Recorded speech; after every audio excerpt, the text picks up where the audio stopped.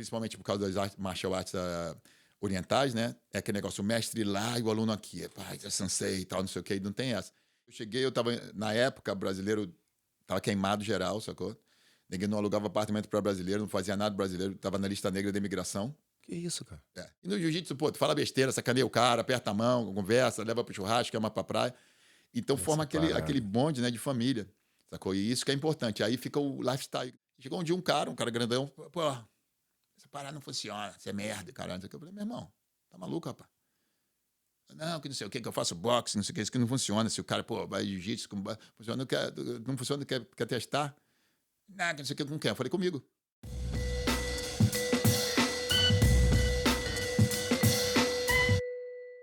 Fala comigo, bichão.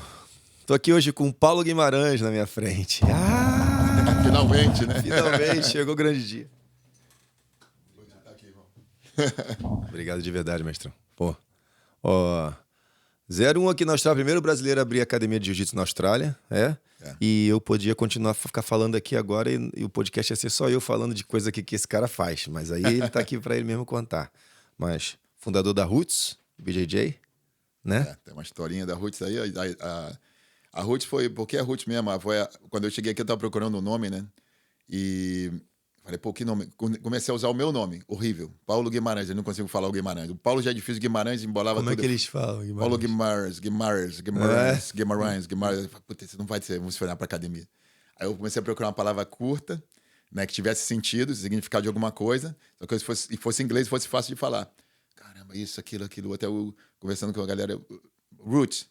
O Roots funciona. Roots é as raízes do jiu-jitsu, né, brasileiro na Austrália. Então, a raiz, botar a raiz aqui, pegar e funcionar. E o começo da parada. Palavra short, né, curta e fácil de falar. E aí veio o símbolo. Aí eu falei, puta, mas eu na Austrália, que símbolo que eu vou usar? E tal. Aí eu falei, pô, o bumerangue é um instrumento de caça. Aí eu usei o bumerangue. E o vermelho atrás é um sol japonês, né? Que seria a base do jiu-jitsu, que o Della Riva usa o sol e tal. Então vou botar um sol japonês atrás, que é o sol vermelho, sol nascente, com o bumerangue, que é o instrumento, com o roots brasileiro jiu-jitsu. Sacou? E o roots em amarelo. E coincidentemente, que eu não sabia que eu tinha acabado de chegar, as três cores amarelo, vermelho e preto são as cores aborígenes. Né? Então, encaixou. Eu falei, pô, perfeito. Aí ficou. Perfeito. Pô, maravilhoso. Que ano foi isso? Isso foi... Eu cheguei aqui em novembro de 2000, logo depois das Olimpíadas. E isso foi começo de 2001. Daqui eu comecei, quando eu cheguei, eu tava... Na época, brasileiro tava queimado geral, sacou? Ninguém não alugava apartamento para brasileiro, não fazia nada brasileiro. Tava na lista negra da imigração. Que isso, cara?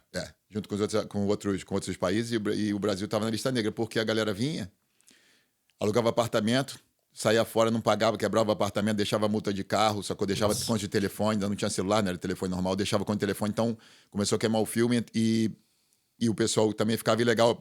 Entrava mais gente do que saía e o pessoal ia ficando e fazia essas besteiras e saia fora. Então, entrou na lista negra. Então, tu ia numa imobiliária, o cara via que tu era brasileiro, tu não alugava.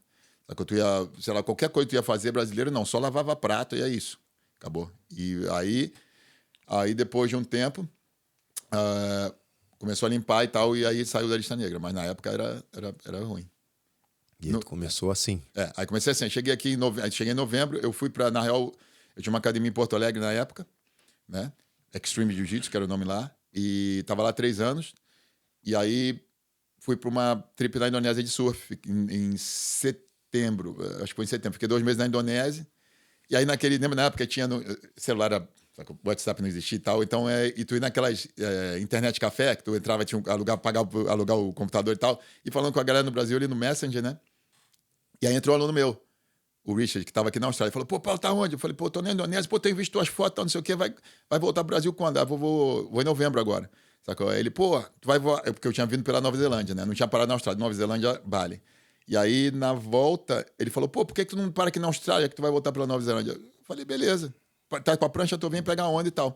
Só que quando eu botava a minha prancha, sempre que eu boto a minha prancha na capa, eu boto kimono, né? Pra proteger a prancha. E boto lá pra, pô, se dar um treininho, eu treino. Aí onde foi, eu fiz a mesma coisa. E aí tava voltando, parei, ele me pegou no aeroporto aqui em Sydney, ele tava morando em Manly. Aí fui pra Manly, e aí, né, de turista ali, pegar umas ondas ali e tal, e fui caminhar. Um dia eu tava caminhando, de um lado da rua tem umas quadras de tênis, do outro lado tinha uma internet café também que eu ia e tal, não sei o quê, e tinha uma academia, aí eu tava à noite, eu tava andando à noite, Eu olhei pro lado da rua, vi uma academia de karatê. Só que tinha um vidro, né, na frente assim, e os caras estavam no chão. Aí eu falei, aquilo ali não é karatê, bro. Como é que pode ser karatê e os caras estão no chão? De repente ajudou. Atravessei a rua e fui olhar. E quando eu cheguei lá, tinha um faixa azul, o Rafael, que foi embora depois. O Rafael, e eu fiquei olhando, dando aula, né? Falei, pô, é jiu-jitsu. Aí eu cheguei lá, acabou a aula, eu falei, meu irmão, tudo bom e tal? Sou Paulo e tal, eu treino jiu-jitsu também, posso vir, tô com meu kimono aí, de repente dá um treininho, posso vir amanhã. Falei, beleza, vem aí. Aí tá, outro dia de noite vim, aí quando eu, aí, né, fui lá, troquei a roupa, botei o kimono, botei a faixa preta, quando eu entrei no tatame, todo mundo parou assim, ó. Os caras nunca tinham visto um faixa preta, tô né? sujo aqui, alguma coisa aconteceu. Aí o cara falou, aí o gringo perguntou, pô, faixa preta, todo mundo ficou assim, nem o Rafael sabia. Eu falei, faixa preta. Porra, caraca, era o primeiro faixa preta, eles nunca tinham visto aqui, nem ter um alien, né, qualquer coisa. aí o Rafael, pô, dá uma posição aí e tal, aí deu a posição. E aí fui treinar lá mais 2, 3 vezes, e... Pô, mas eu não tava nem pensando em ficar, né, bro? Eu tava passeando, tava pegando onda, ia embora pro Brasil, minha academia tava lá. E aí teve um aluno dele, o Brad, que é meu aluno até hoje, faixa preta meu, inclusive, ele falou, porra, tu vai ficar aí, pô, eu tenho uma academia em Mosman, né, que era no caminho ali, e tem uns tatame lá que eu boto no chão e ensino os caras, porque ele era faixa azul já. E ele falou, quer vir lá dar umas aulas e tal? Aí eu falei, Brad, beleza, mas eu tô no visto de turista, né, na época não podia trocar visto pra nada, sacou? O Brasil, como eu te falei, tava tava queimado, negra. então tu entrava e saía, acabou, tchau. Não podia ficar aqui mais nada.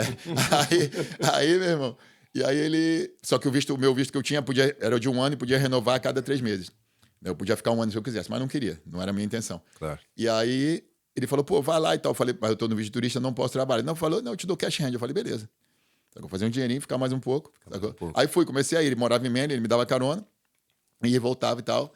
E... Pra tu dar aula. Pra dar aula, é. Aí ele me pagava, sacou e tal. Cara louco, aí eu falei, pra aprender. pra Mas eu aprender, falei, né? pô, beleza, só não fala pra ninguém que tá me pagando, só com a aula aqui undercover, né? Ninguém sabe. Beleza, comecei lá. Meu irmão, acho que passou um mês. Eu tava também lavando prato. Eu tinha um emprego de lavar prato ali menos de noite, sacou? Pra garantir. Porra. E aí passou um mês, assim, tipo, umas 2, 3 semanas. Ia lá, acho que a aula era terça e quinta. Toda terça, no próximo dia que eu chegava na quinta, tinha mais gente. Aí tinha mais 3. Aí na outra tinha mais 5. Na outra tinha mais 10. Na outra tinha mais 8. Falei, que porra é essa, Brad? Como é que esses caras estão sabendo? Eu falei, Brad, pô, meu irmão, como é que tanta gente está sabendo aqui? Como é que gente nova todo dia e tal, não sei o quê? Aí eu falei, pegou uma revista. Ah, não, eu botei um anúncio na revista. Meia página na revista, que era Blitz Magazine na época, que era a maior revista, não tinha muito... Oi, então tava trabalhando ilegal. Aí eu falei, meu irmão, tá maluco, rapaz? Eu te falei que eu tô legal, vou ser preso pela imigração, vou ser deportado, imagina, queimar mano. meu passaporte. Ele falou, não vai dar nada. Eu falei, puta merda. E meu irmão, e não deu nada, mas eu falei, porra, agora não bota mais anúncio. Mas aí começou a vir gente. Aí vinha gente de Newcastle, vinha gente de tudo que é lugar. Começa um também falar pro outro, né? Não, aí foi. Acabou. Aí, meu irmão, tinha dia que tinha, sei lá, 50, 60 alunos na aula, sacou? E eu falei, cara, bom porque eu tava ganhando dinheiro, que os caras pagavam o casual. Mas, pô, eu tava sempre olhando assim, se o cara chegar na imigração, eu vou tirar a faixa, jogar no chão e falar, não, sou outro aluno também. É outro. É outro. Não sou eu, é outro. Meu nome é João, ou sei lá, Michael, qualquer porra. E aí foi. Aí, 3 meses, tive que renovar. E tão ruim era a renovação, brother, que os caras que tinham marcação aqui na imigração de Sydney, quando eu ia renovar, todo mundo falava, não vai lá, vai só uma vez, vai nos outros lugares. Aí eu viajei para Gold Coast, segunda vez dos 3 meses eu fui lá, viajei não sei para onde. Na última vez eu viajei para Tasmânia, sacou? Para carimbar o passaporte. Aí voltei, e nesse tempo começou a crescer, o jiu-jitsu começou a crescer, isso aí mais ou menos desse novembro de 2000 até meio de 2001. Galera, tinha o Elvis, né, o Elvis Sinozik, que dava aula, que era... Bom, o Anthony Lang era o mais graduado aqui, que era faixa roxa, né, que era ali perto de Manly. Tinha o Elvis e o Peroche, o Anthony Peroche, que eram lá para Laika, que eram faixa azul, na época. E eu era faixa preta. Tinha outros 3 faixas pretas na Austrália, que era em Melbourne, que era o John Will, que foi o primeiro faixa preta aqui, o John Donahue, que era aluno da Perneiras também, que pegou a faixa preta, e o Peter Debin, aluno do Carlinhos Grace, que pegou a faixa preta. Eram os 3, né? E o Peter Debin era o presidente da federação. Inclusive, um parênteses aqui, a Federação Australiana é a primeira federação internacional da IBJJF, fora do Brasil. Não foi Estados Unidos, não foi a Europa, foi a Austrália. Porque ele era aluno do Carlinhos, o Carlinhos falou para ele, abre a federação. Ele abriu em 94. E aí... Bom, tinha 3 caras em Melbourne, tinha eu que era o único faixa preta brasileiro na Austrália, né? E eu ainda não tinha aberto a academia. Aí um aluno meu, o Tony Bonello, que era um cara bom pra caramba, kickbox e tal, fazia umas lutas, queria fazer vale tudo. Veio treinar comigo. Sacou? E aí começamos a treinar e tudo mais e tal. Me apresentou o Chuck Fay em Chinatown, que é o cara do Kung Fu, que inclusive hoje é o sócio do Thiago, que eu apresentei ele pro Thiago. E, porra, e a gente ia lá treinar no Chuck Fay e tal. E o Tony começou a fazer uns vale-tudo, sacou? Vale-tudo era ilegal aqui. Era ilegal. Não era legal nem ilegal, era gray area, sacou? Então ninguém... Não tinha legislação. Claro. E começou a organizar alguns e fazer uns vale-tudo e tal. Nesse período, né? Ele começou a aprender chão comigo, treinava todo dia, aula particular, o cara sem kimono, porradaria. E aí... chegou novembro de 2001, sacou? Eu tinha que sair fora. Eu falei, galera, vou sair fora, não dá pra renovar o visto. Bateu um ano. Bateu um ano, não dá. Eu renovei a última vez agora, em agosto, e novembro eu tenho que sair fora, não tem como renovar. Aí os caras, não sei o que. Aí o Tony ficou maluco, né? Pô, como é que tu vai embora? Não, eu quero fazer vale tudo, quero ir lá, lutar internacional e tal. Falei, brother, então tu fala com a imigração, porque eu não tenho o que falar, não tem nem argumento, sacou? Aí ele tinha um patrocínio de um cara... naturopática, que fazia produto de emagrecer na época, era o Fat Blaster, que era o produto mais famoso na Austrália, porque naquela época você não podia usar, era proibido usar produto com cafeína aqui para emagrecer. Não podia ter mistura de cafeína em qualquer produto de emagrecimento, em qualquer nada. E esse cara descobriu, o dono da Fat Blaster, descobriu o Peter, descobriu um médico chinês que botou um outro produto que fazia o mesmo efeito de cafeína e te queimava, mas não era cafeína. Então eles, né, usaram e, meu irmão, bateu os recordes, todos os recordes. Sacou? Foi o produto mais vendido por 3, 4 anos. Explodiu. E o cara tá patrocinando ele, como fazia vitamina também, sacou? Outras vitaminas, não era um produto tão famoso, mas vitamina normal. E ele tava patrocinando o Tony. Ele falou, vou te levar lá no meu patrocinador, de repente ele pode resolver a parada para você. Porque patrocínio, sponsorship podia. Era o único visto que tinha que dar para sair. Sacou? Sacou? No de estudante não dava, no de qualquer outra coisa não dava. É porque aí tá dizendo que o cara aqui na Austrália precisa do seu talento específico. Exatamente. E que uma coisa que... E principalmente uma coisa que o australiano não pode fazer. O australiano não consegue fazer. Você não tem concorrência. Então você tem que trazer de fora, né? E aí o que aconteceu? A gente foi lá jantar com esse cara, né, com o Peter, e aí a gente conheceu ele, o irmão dele e tal, nos conversei. Depois voltei para conversar com ele e falou, meu irmão, a gente decidiu te patrocinar, vamos te manter aqui, porque sacou, eu gosto de luta e, pô, tô pensando no Tony e tal. Aí ele pegou o melhor advogado aí que tem, era na época e continua o Nigel, aqui de Sydney, o cara tem 100% de aproveitamento. Aí eu fui conversar com o cara. Ele falou, meu irmão, traz tudo que tu tiver, resultado, competição. Aí eu dei um negócio desse tamanho para ele, sacou, certificado. E ele aplicou, sacou, a navegação como Distinguished Talent, né, como alguma coisa que os caras, né, Special Skills. E aí o que aconteceu? Os caras negaram. Porque os caras falam, a gente não sabe que porra é essa. A gente não sabe. Brazilian Jiu-Jitsu, a gente não sabe que porra é essa, entendeu? Tem aqui 10 mil bolos de papel desse tamanho, mas a gente não sabe. Como é que a gente vai dar o visto pro cara que a gente não sabe? Aí o cara teve que apelar, explicar o que era jiu-jitsu, sacou? Aí ele explicou e tal, não sei o quê. O único jurisprudência que tinha, não tinha na real, mas o que tinha antes já tinham dado visto para pessoas ficarem por Muay Thai. Porque aqui perto da Tailândia e tal, então eles provaram o Muay Thai. E ele falou, então, já que tem Muay Thai, a gente vai usar o mesmo tipo de apresentação, que é o mesmo caminho, que é para outra arte marcial jiu-jitsu. E aí na segunda vez, aí eles entenderam o que era jiu-jitsu e aprovaram. Sacou? Aí eu fiquei. Então também fui a primeira pessoa, além de ser o primeiro faixa preta, a ganhar o visto. Primeiro Distinguished Talent Visa para jiu-jitsu. Na Austrália. E aí, o primeiro cidadão, também quem ganhou o citizenship através do jiu-jitsu. Então, fui quebrando essas coisas. Aí, tanto que depois, né, quando veio a minha, sacou? Eu ganhei a citizenship e tal. Até hoje, tem uns caras que chegam às vezes a prédio, assina aí, Paulo, porra, porque tem a jurisprudência. O primeiro, então os caras sempre vão ali, né? Cara, é pesada a assinatura. Os caras, quem foi? Foi esse cara aqui, qual é o caso? É esse caso aqui, então esse aqui, vamos comparar com esse aqui. Não, tá dentro e tal. Aí os caras... O nominator, né? Pra ser o nominator. Exatamente. Aí eu assinava. E quem assinou pra mim foi o Peter Debin, na época, que o Peter é o presidente da federação australiana. Também forte, né? E aí eu fui lá no Pan Pacific, lá naquele ano de 2001, e a gente se conheceu, se deu bem. Eu falei, aí quando chegou nessa época, eu falei, Peter, dá pra assinar? Ele falou, não, meu irmão, tranquilo, assinou. Hoje em dia ele não assina mais. Mas na época ele assinou o meu, assinou, acho que do Marcelo, do Bruno, de uma galera aí que tava no começo. Aí sim, aí veio, aí passei pra segunda parte. Então eu fiquei, né, com visto, com sponsorship, com patrocínio do cara, esse foi o visto que eu troquei. E aí fiquei, aí abri minha academia em Bondi, e aí criei o nome Roots, que aí eu podia ficar, e foi em 2001. E aí comecei, aí foi. Aí eu era o primeiro em Bondi. Aí chegou o Marcelo 6 meses depois de mim. Marcelo Rezende. Chegou o Bruno 6 meses depois dele, Bruno Pano. E, coincidentemente, nós três estávamos morando em Manly. A gente se encontrou e, jiu-jitsu, faixa preta e tal. Bruno da Gracie Bar e tal, Marcelo da Gracie Bar. Vamos treinar, eles são bem mais novos que eu, mas vamos treinar. Aí o Marcelo abriu uma... A gente tentou primeiro fazer, falou o quê? Falou, pô, são 3 faixas preta brasileiras num lugar que não existe jiu-jitsu. Não existe, sacou? Existe, tipo, ali na esquina, de repente, o cara vai, mas era tipo um underground. O que a gente vai fazer para melhorar? A gente vai ver jiu-jitsu ou a gente vai trabalhar de outra coisa? Não, vamos ver de jiu-jitsu, né? Então, vamos tentar. O que a gente vai fazer? Aí eu falei, pô, a primeira coisa a gente vai fazer é campeonato. Sacou? Porque o campeonato vai trazer gente, sacou? Vai incentivar nossos alunos, vai trazer gente, vai dar exposição, né? Porque o pessoal vai ver, e cada um traz um amigo, traz uma pessoa que conhece. E o cara vem treinar e fala para outro, e assim foi. E a gente fez o primeiro campeonato da federação, também foi em 2001, lá na minha academia. Isso é engraçado, e a gente decidiu, e como é que a gente vai fazer? Onde é que a gente vai dar aula? Falei, bom, vamos dividir a cidade, né? Já tinha falado que nem a máfia, vamos dividir. Tipo máfia, né? Vamos dividir a cidade e território. Então, qual o território que tu quer? Eu falei, eu já tenho, eu abri tinha aberto minha academia em Bondi. A minha já tá aberta. Bondi é minha. Só que o Bondi Eastern Suburbs é meu, o Slash é meu. As praias do lado de lá da ponte. Marcelo, não, eu vou abrir minha academia em Manly, então o lado de cada ponte é teu. E Bruno, eu vou abrir na City. O Bruno começou a dar aula na academia do Larry, né, que é a esqueci o nome, mas a academia do Larry Papadopoulos, que era um cara grande aqui, e era na City. Então eu fico na City, vocês vão lá e lá. Beleza, a gente estabeleceu as áreas. Né? Foi bom. Foi bom. E aí estabeleceu as áreas, Boxe Works, a academia do Larry.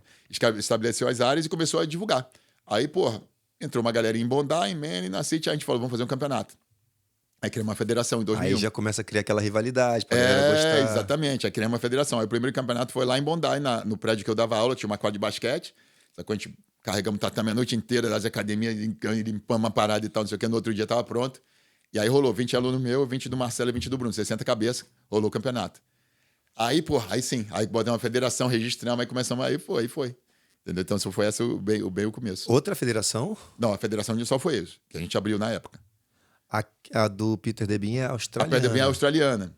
E aí, isso aí é bom falar também, porque a gente foi a primeira federação estadual na Austrália. Até hoje não tem federação de Vitória. Né? A federação é a australiana que faz o campeonato em Vitória. Mas o que aconteceu? Aí a gente falou com o Peter, Peter, vamos abrir a federação. E como tinha acontecido no Brasil, só que eu também, essa é uma outra história que a gente pode conversar, eu tinha aberto a federação do Pará quando eu morei lá, e depois fui vice-presidente da Federação do Sul, com o Zé Mário, o Valtinho e tal. E eu falei, a federação é o caminho, cara. Então, Peter, a gente vai abrir a federação, vai afiliar você, sacou? Para fortalecer o jiu-jitsu, e vamos tentar, conversando com o Peter, vamos tentar abrir a federação na Austrália inteira para fortalecer a federação australiana, sacou? Que aí tem... Todo mundo ali debaixo daquele guarda-chuva, né? Exatamente. Aí, coincidência também, aí depois, acho que foi em 2004 ou 2005, o Traven da Aliança mudou para a Austrália porque a mulher dele estava fazendo faculdade aqui. Ele morava nos Estados Unidos e mudou para cá. E com ele veio o Duda, o Eduardo esqueci agora os nomes, mas o Duda lá de Queensland, sacou? Que veio, voltar para cá com ele, e o Duda veio perguntando, pô, Paulo, eu tô mudando para Queensland, o Traven tá mandando para lá também, que a mulher dele vai fazer faculdade lá, e como é que faz para ir a federação? Eu falei, meu irmão, papel esse, isso, vai fazer. Ele fez com o Daniel Lima, né? Então ele e o Daniel Lima fizeram a federação, sacou? E afiliaram o Peter também, sacou? Já eram 2, sacou? Aí começou, aí o cara de puff, o cara não sei o quê, e hoje em dia tem as federações. Então foi um trabalho disso, sacou? E aí o jiu-jitsu cresceu. Porque não tem como crescer, né, cara, se não tiver divulgação. Quando fizer um podcast desse, se não tiver um campeonato, se não tiver, sei lá, um evento de jiu-jitsu, se não tiver... A galera gostar e conhecer, né? Isso. E outra coisa que foi muito boa é que o australiano gosta de esporte, né? Então, ele não briga na rua, ele não tem essas coisas de briga, não é muito brigador que nem o inglês, que colonizou eles, mas os caras gostam de esporte.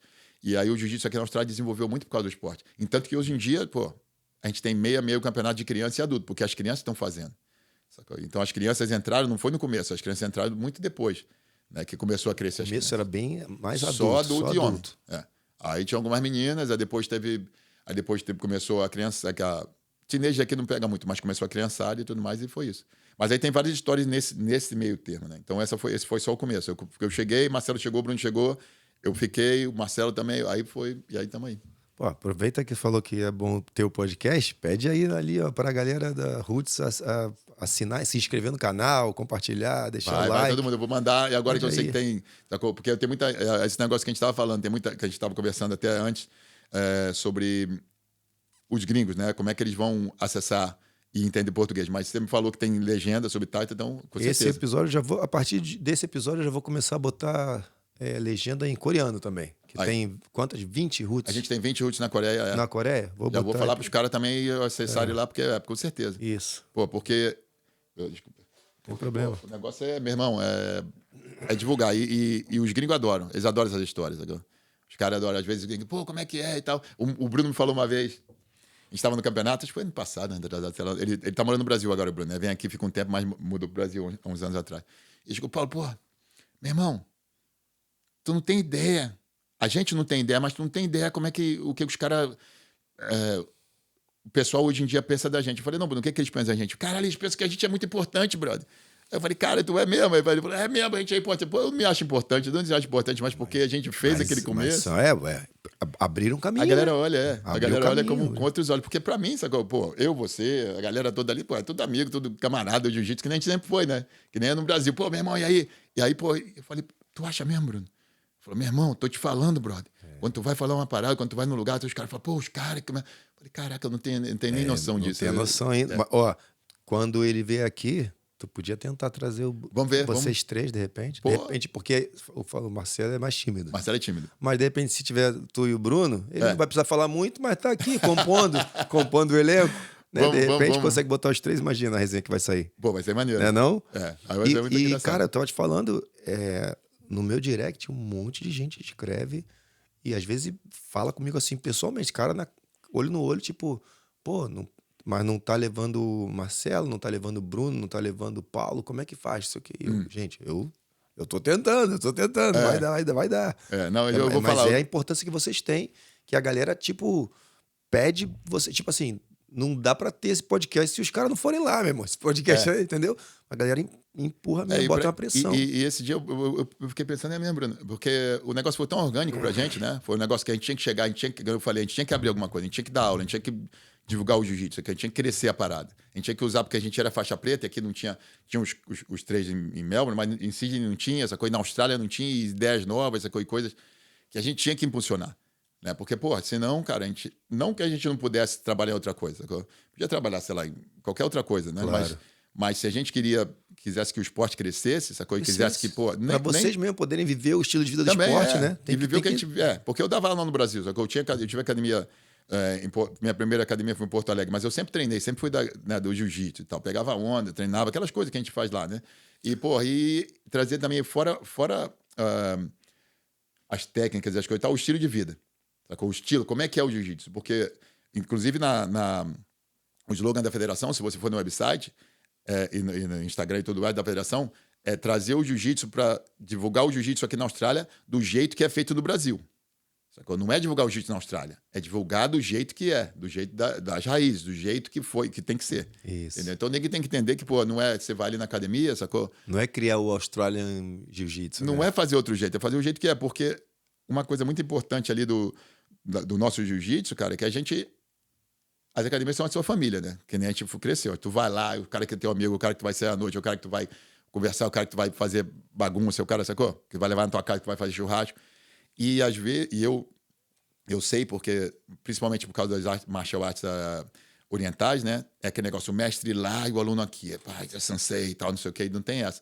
E quando o neguinho vê que o cara vai aprender karatê, vai aprender taekwondo, vai aprender qualquer outra arte marcial, assim, pá, não fala com o mestre é um deus ali. E no jiu-jitsu, pô, tu fala besteira, sacaneia o cara, aperta a mão, conversa, leva pro churrasco, chama pra praia. Então forma aquele bonde, né, de família, sacou? E isso que é importante. Aí fica o lifestyle. Tu vê que ninguém faz jiu-jitsu, pô, vai fazer coisa junto, sacou? O aluno faixa branca ali, mas se deu bem, pô, chama o cara pra ir com a gente ali no céu. Isso. E aqui, que nem a gente foi criado. Quando a gente era faixa branca também, tipo, a gente ia com os faixas graduadas. Cara, tô junto, tô com a galera.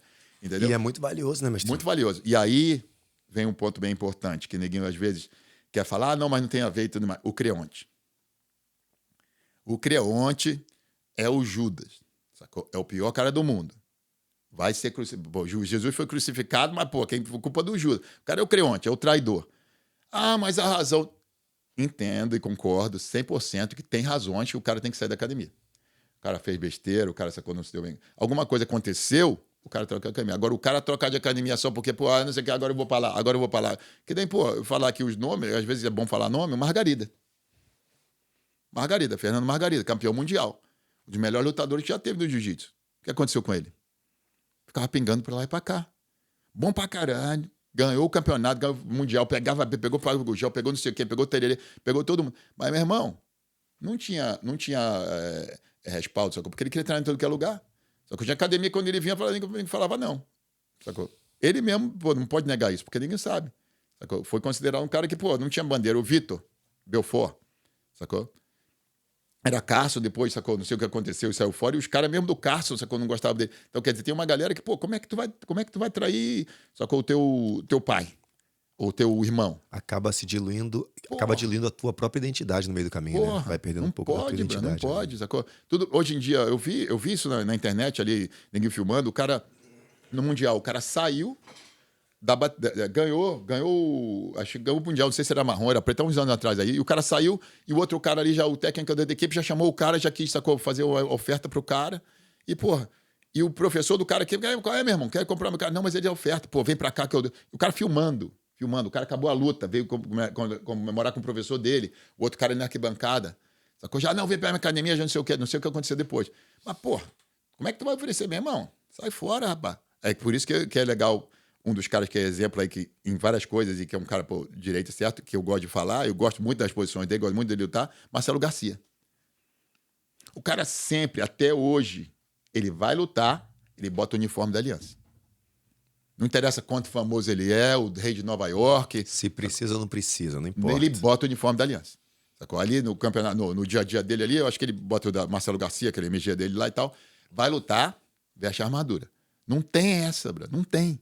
Sacou? O cara, porra, é esse que é. E não só ele, mas vários outros exemplos, entendeu? Vários, é. Ah, mas hoje em dia é profissional, hoje em dia o cara te paga pra treinar na academia dele. Não tem dinheiro que pague, brother. Como é que tu vai pagar? O que aquele cara ali, que nem o Jorge, meu professor, fala? Meu irmão, te ensinei a amarrar o laço do teu sapato, tu ainda tirava a meleca quando vinha aqui, agora quando tu tá bem, tu pô, cospe no prato que comeu? Não tem, brother. Mas tem as exceções. De repente o cara tem um problema, por exemplo, o aluno meu muda pra Puff. Pô, acontece isso aqui direto, cara, a galera se muda muito, né? Exatamente. Se muda muito aqui. Eu tinha 3 academias em Puff uns anos atrás, os caras mudaram e tal, acabou. O cara muda pra Puff. Pô, Paulo, tô mudando pra Puff, o que eu faço? Meu irmão, procura uma academia que você goste. Vai lá nas academias de Puff, sacou? Vai lá na Mac One, vai lá na Gracie Bar, vai lá na Fulano, Vale do Sicano, vai lá nos caras. Procura, no Coringa, procura os caras. Vê a academia que você gosta, sacou? Se apresenta, fala o que aconteceu, você tá mudando, sacou? De cidade. Eu treinava aqui comigo, eu treinava lá aqui com quem. Não tem academia lá da sua academia, você quer treinar na academia. Aí vê qual que você sente melhor, qual que o professor te... E tudo, não tem como, né? O cara vai parar de treinar? Não. Pô, meu irmão, continua treinando, acha uma academia. Ou, sei lá, discute com o professor, ou teve um mal entendido com alguém. Na real, mal entendido com outro aluno na academia, fecha a porta e porrada, né? É que antigamente, hoje, não, mas não sei o quê. Meu irmão, pô, saiu com a mulher do cara, ou não sabia que era a mulher do cara e tal, e deu problema, vai resolver o quê? Vai fazer o quê? Fecha a porta. Quer brigar pela mulher? Pega pela mulher. Não quer brigar pela mulher? Então, pô, sai fora, pede desculpa. Sacou? Não sabia que era tua mulher. Agora, se tu sabia que era a mulher do cara, vai ter que apanhar. Tu e a mulher, né? Porque aí é old school. Aí ninguém fala, pô, mas tu é radical. Exame de... quando o cara ganha faixa. Hoje em dia ninguém não faz mais corrida. Eu faço porque eu gosto, eu acho que é uma tradição. Mas aí do professor. Eu também gosto. Eu gosto. Mas eu acho que algumas coisas, sacou? Tudo bem. Ah, mas evoluiu, hoje em dia é muito barbárie. Mas o que você vai falar para aquele aluno, sacou? Criança ou adulto, que veio ali com insegurança, que veio ali com falta de autoestima, ou mesmo um cara bully ele no trabalho. Não vamos falar da criança que é físico, mas no trabalho. O cara é um gordinho, sacou? Não pode nem falar que o cara é gordo hoje em dia, mas o cara é gordo, sacou? Meio devagar. Não pode nada. Não pode falar porra nenhuma. Aí o cara tá sendo bullying no trabalho, sacou? Porque tu vê, todo filme tem isso, sacou? O cara no trabalho tem sempre um malandrinho que vem fazer o bullying no cara. Aí o cara tropeça o cara cai de boca no chão, aí todo mundo do lado do gordinho.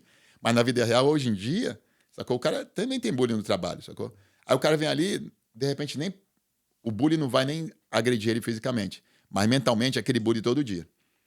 O cara vem ali no jiu-jitsu, vai pegar uma autoconfiança, sacou? Pra crescer, e através do físico, do mental e tudo mais. E um dia o gordinho ali, que pode continuar gordinho, não interessa ele mudar a forma física dele, mas ele vai chegar porque, não, peraí, meu irmão, o que você tá falando? Porque ele vai ter aquela autoconfiança, né?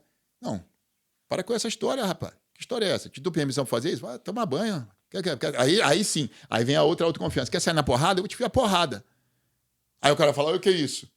Não, pô, mas Como assim? Na cabeça dele, pô, mas o gordinho agora tem uma atitude. O gordinho falou, me chamou pra porrada. Aí ele vai pra porrada, porque ele é o cara malhadão da academia, e aí entra na porrada.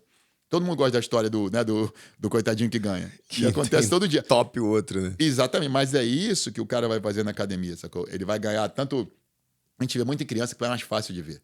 Né? De adulto, às vezes, camufla um pouco. Pô, o cara tá com vários problemas, mas tá rindo ali. Né? Mas o cara, mesmo assim, ele cresce. E aí vem a família. Aí o cara tá, pô, com um problema na escola, um problema no trabalho, um problema... Aí, quando tu vê que o cara tá meio assim, o que tu faz no final da aula? Meu irmão, chega aí, o que tá acontecendo? Pô, você tava concentrado? Não, tô com os problemas aí, tudo bem. Passa mais um pouco. Por que é? Vamos tomar uma cerveja que eu não bebo, mas vamos comer um churrasco ali. Aí o cara às vezes se abre e fala, pô, tô com problema. Quantos alunos que eu tive problema de depressão?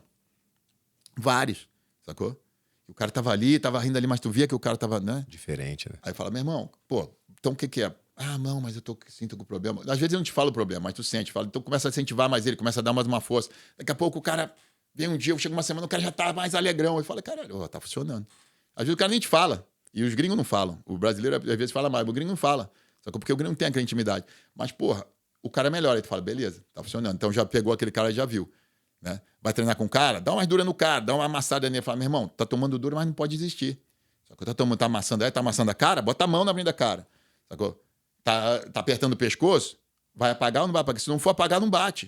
Aí o cara toca no pescoço, bate. Porra nenhuma. Sacou? A posição é ruim? Ah, mas por que eu faço? Ah, agora sim. Então você protege aqui, foge ali, faz aqui. Tá vendo aí? Agora saiu. Aí o cara, porra, é mesmo. Aí o cara começa a pegar aquela confiança e isso pô, aí daqui a pouco aquele cara ali, que sacou que era um bobão ali, não sei o quê, já pegou a faixa azul, já tá dando dura dos outros. Entendeu? Agora, voltando ali na fachada, eu acho muito ruim esse cara que passou por tudo isso. Olha quanta coisa que tu descreveu aqui num pequeno espaço de tempo, dois minutos, um pedacinho de uma trajetória perrengue. Sim. Aí tu privar esse cara dele sentir ali, passar pela fachada, tá tirando essa experiência dele. Eu acho assim, eu penso assim, entendeu? Não precisa matar o cara, mas, cara, ele depois, quando ele pegar a faixa preta dele, ele poder contar que ele também passou pela fachada, eu acho que faz parte do... Eu acho que, sabe, o cara se sentir completo. Eu treinei jiu-jitsu, treinei com os caras e não tem fachada. Minha opinião, né? Exatamente. Isso vai de professor para professor. Eu acho que você tá tirando essa oportunidade do cara, sabe? É uma tradição que você tá tirando. Tem gente que, por exemplo, de novo, não tô defendendo o bullying, o trote, mas tinha gente que entrava na faculdade. O cara estudava 3 anos para passar naquelas provas do governo. Sim. E o cara, ele ia feliz para perder a cabeça. Aí uma vez tu tira isso, por causa de meia dúzia de idiota que passou do ponto, que fez não sei o quê, o cara não teve trote, pô. O cara... Exatamente. E muita gente ia... Tipo assim, era um orgulho. Era um orgulho. Nossa, pô, perder o cabelo. O cara dá aquele tempo todo careca. Era, pô, tô na faculdade de tal coisa e... Entendeu? O cara tomou a fachada, ele quer postar foto da marca com as costas no Instagram e tal. Entendeu? Mas enfim, são outros tempos, né? É o ritual, né, de passagem, pô. Passagem, é um rito de passagem. Rito de passagem, que nem tem em todas as tribos antigamente. Todas as tribos. Pô, aquele filme, o 300, né? 300, que era do Esparta, ele manda o cara manda a criança, quando tem quantos anos, sei lá, 14, qualquer coisa, pro Wild, se ele voltar, ele é um Esparta, ele é um lutador, sacou? Ele é um cara que atingiu. Eu acho que tem que ter nessa... Porque a gente está no business, né? O nosso negócio é luta. Entendeu? Se nosso negócio fosse cirurgia de cérebro, era diferente, sacou? Mas nosso negócio é o foguete espacial, calcular cálculos para botar o foguete na Lua, mas o nosso negócio é luta. Então, o que é a luta? O cara tem que ter autoconfiança, o cara tem que ter disciplina, o cara tem que ter... Sacou? Tem que suportar os maus momentos, sacou? Então, o cara tem que ser forte. Não é forte fisicamente, é marombeiro, mas sacou? Ter a parte física e mental forte, sacou? E determinada. É isso que é o lutador. A gente é lutador, a gente não é outra coisa. Sacou? O surfista tem que ter o quê? Tem que ter uma braçada boa, tem que ter um pulmão bom, sacou? Tem que também tomar os caldos dele, entendeu? E assim vai. O jogador de tênis tem que ter o quê? Perna pra caramba e bater aquela... Então, cada um tem o seu específico, né, brother? Pô, a gente é lutador. Então, lutador... Sacou? Apanha e ganha. E bate. Luta. Apanha e bate. Luta. É luta, é porrada. Entendeu? Agora tudo bem, tem as regras, aí sim, aí entra a parte esportiva, tem as regras, não pode fazer isso, não pode fazer aquilo, depende da luta. É sem kimono essa regra, é com kimono essa regra, vale tudo essa regra, defesa pessoal não tem regra. Eu falo sempre pros caras, não tem regra. É cabeçada, é garrafada, é chute no saco, é dedo no olho, mas, sacou? Você tá defendendo a sua vida. Eu falo para as crianças, o que é self-defense? Defender você mesmo. Então você pode fazer o que o cara vem... Não precisa derrubar o cara e bater 500 vezes na cabeça dele, mas controla o cara. Mas você vai, né, medir. Tanto que aqui na Austrália, vamos dizer, se você sai, briga ou qualquer coisa assim, sacou? Ele vai ver o nível de violência que você usou. Proporcional à coisa. Por exemplo, inclusive eu e o Marcelo e Bruno, a gente fez segurança por 1, 2 anos, 3 anos, sei lá em Manly, sacou? De nightclub, era nós 3, sacou? E a gente segurava os caras e dominava e acabou, não precisava nem bater. Sacou? Às vezes botava pra dormir, às vezes, sacou? Segurava no chão, dominava e tal, botava pra fora. E os outros seguranças das outras boates faziam, dos outros lugares, nightclub boate, faziam o quê? Aqueles maori enormes. Ia de porrada.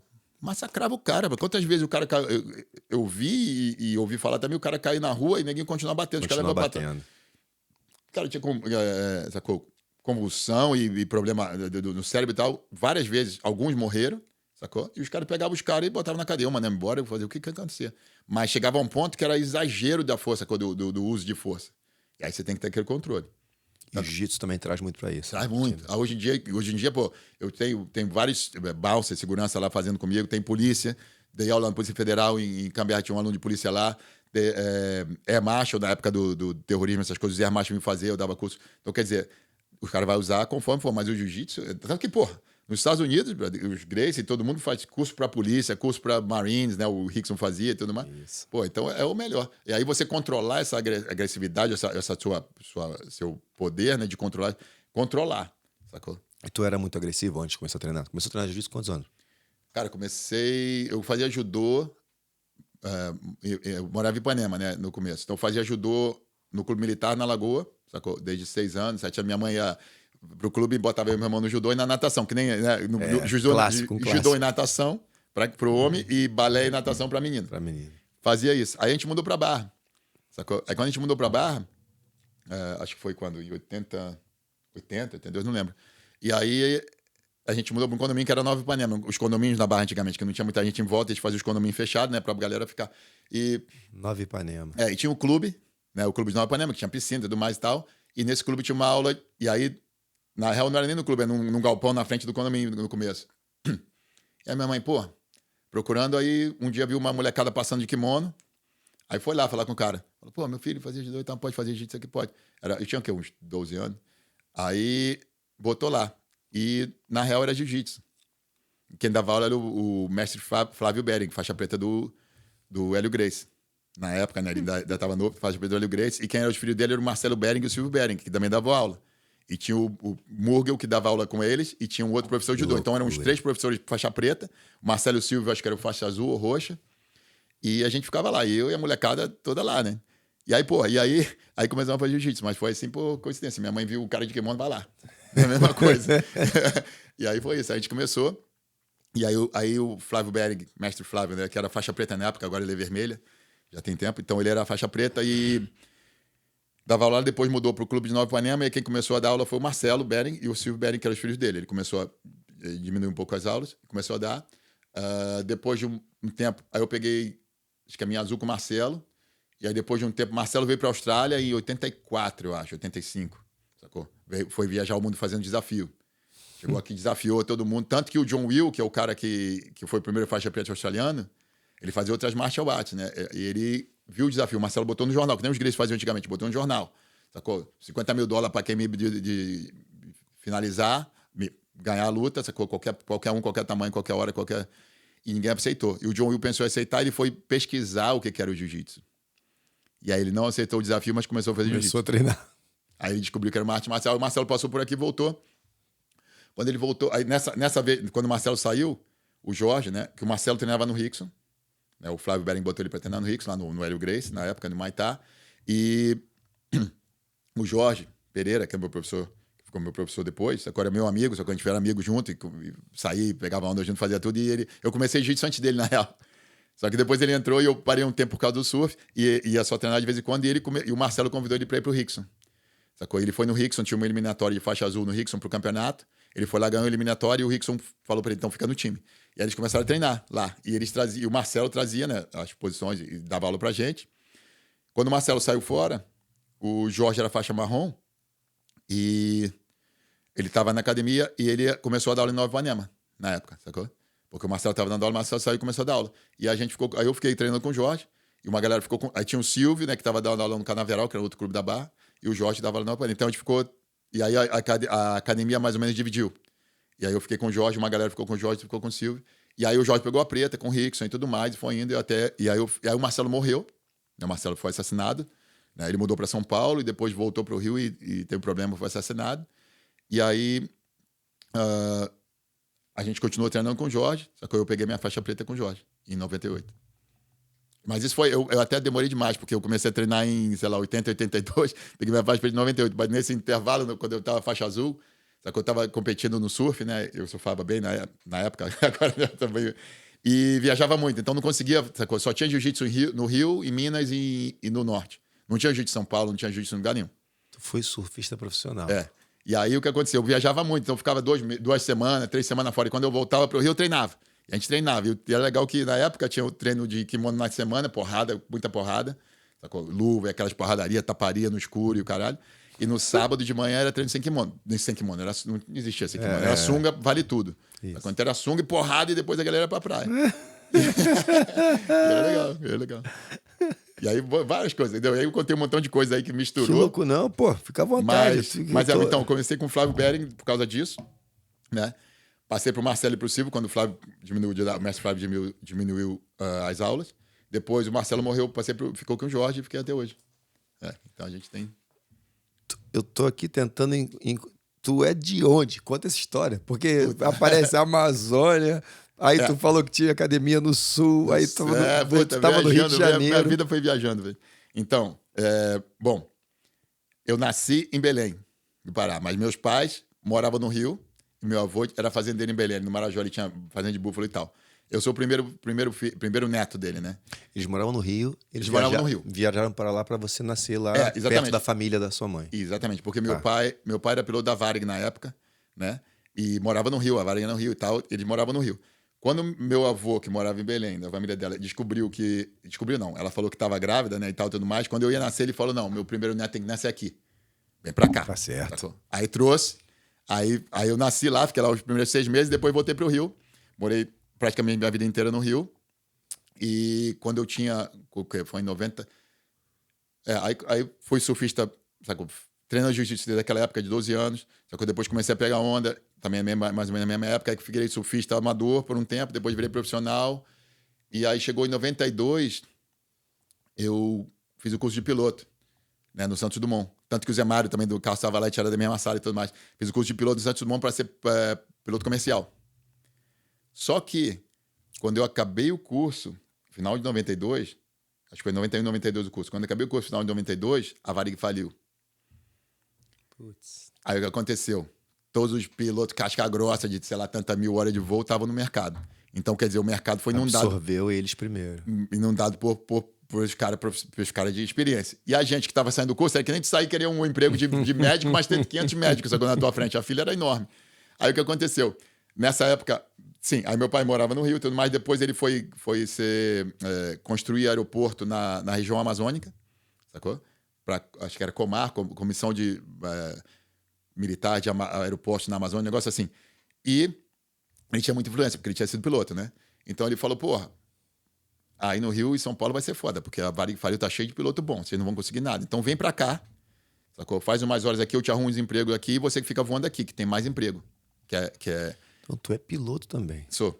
E aí o que aconteceu? Então eu fui pra lá, acabei o curso, fui pra lá em 92, 93, eu cheguei lá e comecei a voar.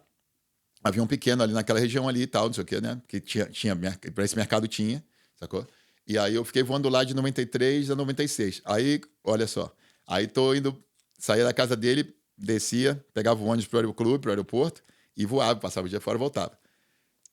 Um dia, isso era 6 horas da manhã, um dia tô passando, cheguei na frente do bonde de ônibus, aí eu olhei para trás assim, academia de karatê. Falei, pô, academia legal. Peguei o ônibus, foi. Maneiro. Passou depois do mês, uma faixa na academia jiu-jitsu. Eu falei, pô, na academia de karatê tem jiu-jitsu, vou entrar ali. Aí voltei do aeroporto, cheguei ali, pô, tudo bom e tal. De quem era a academia? Do Matida, do pai do Lioto, né? Mestre Matida.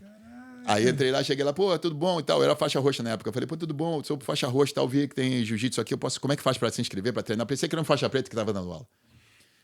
Aí os caras vieram.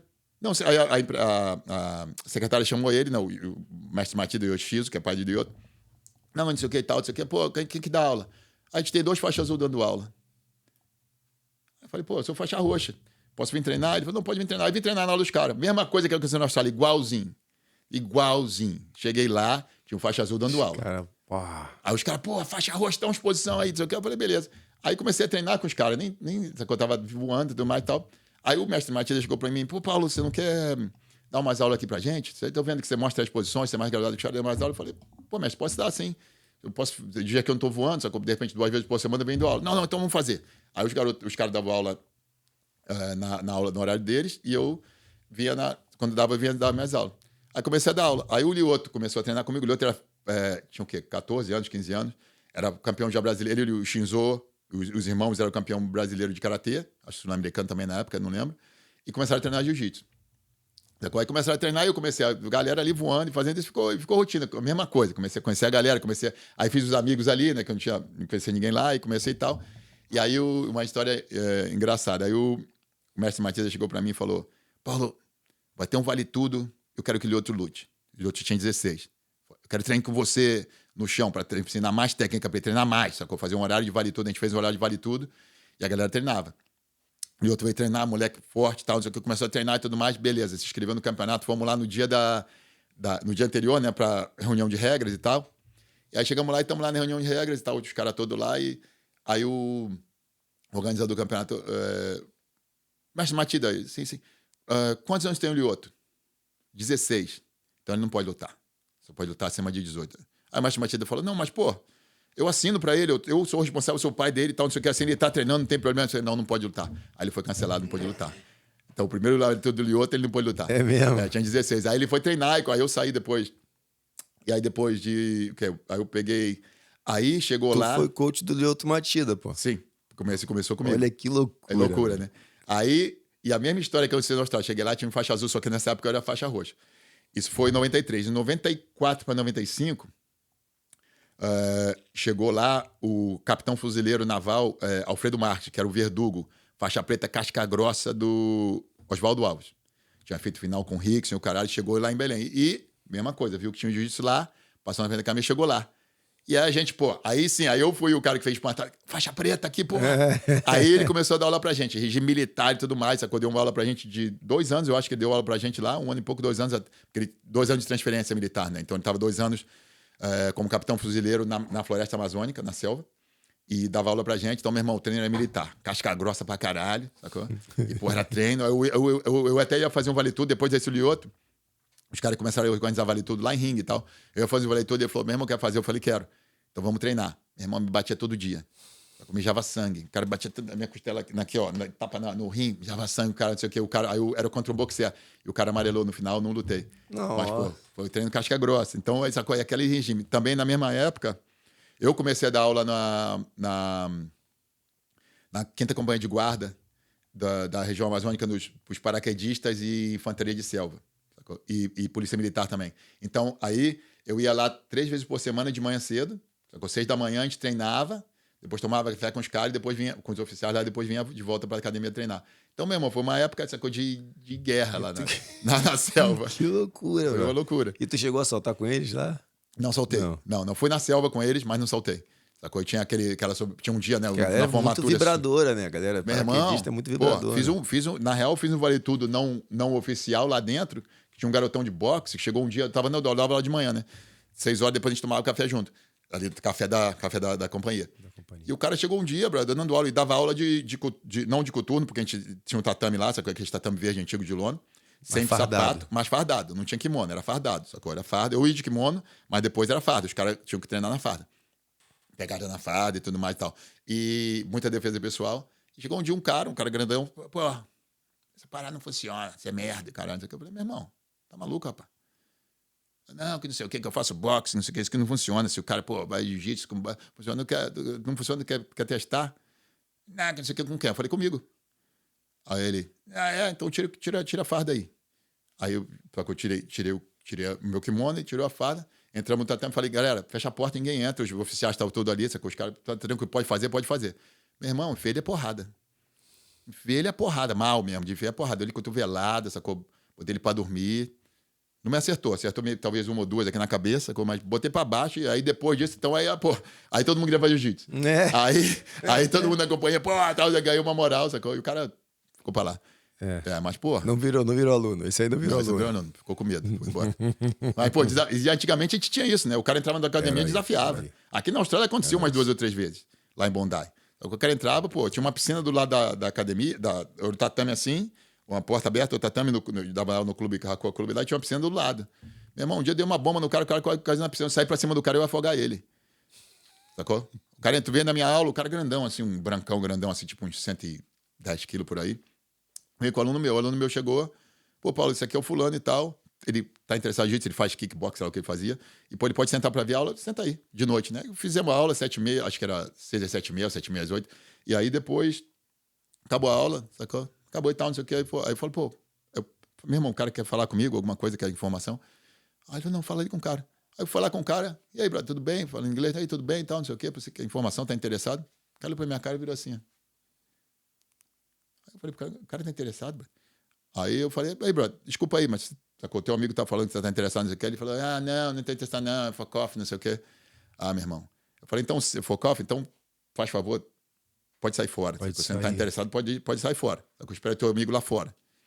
Aí era uma salinha, sacou? O tatame, uma salinha, e você saía e ficava na frente da piscina, né? Tinha uma porta da sala e ficava na frente da piscina. Aí ele saiu ali pra frente da piscina. Aí os caras acabaram, então, a galera saindo. Aí eu saí ali e falei, meu irmão, algum problema? Ele tava olhando esse marrentão assim. Eu falei, algum problema? Any problem? Pescoçudo, assim, tipo, sacou? O seu fodão, sabe? Você é uma merda.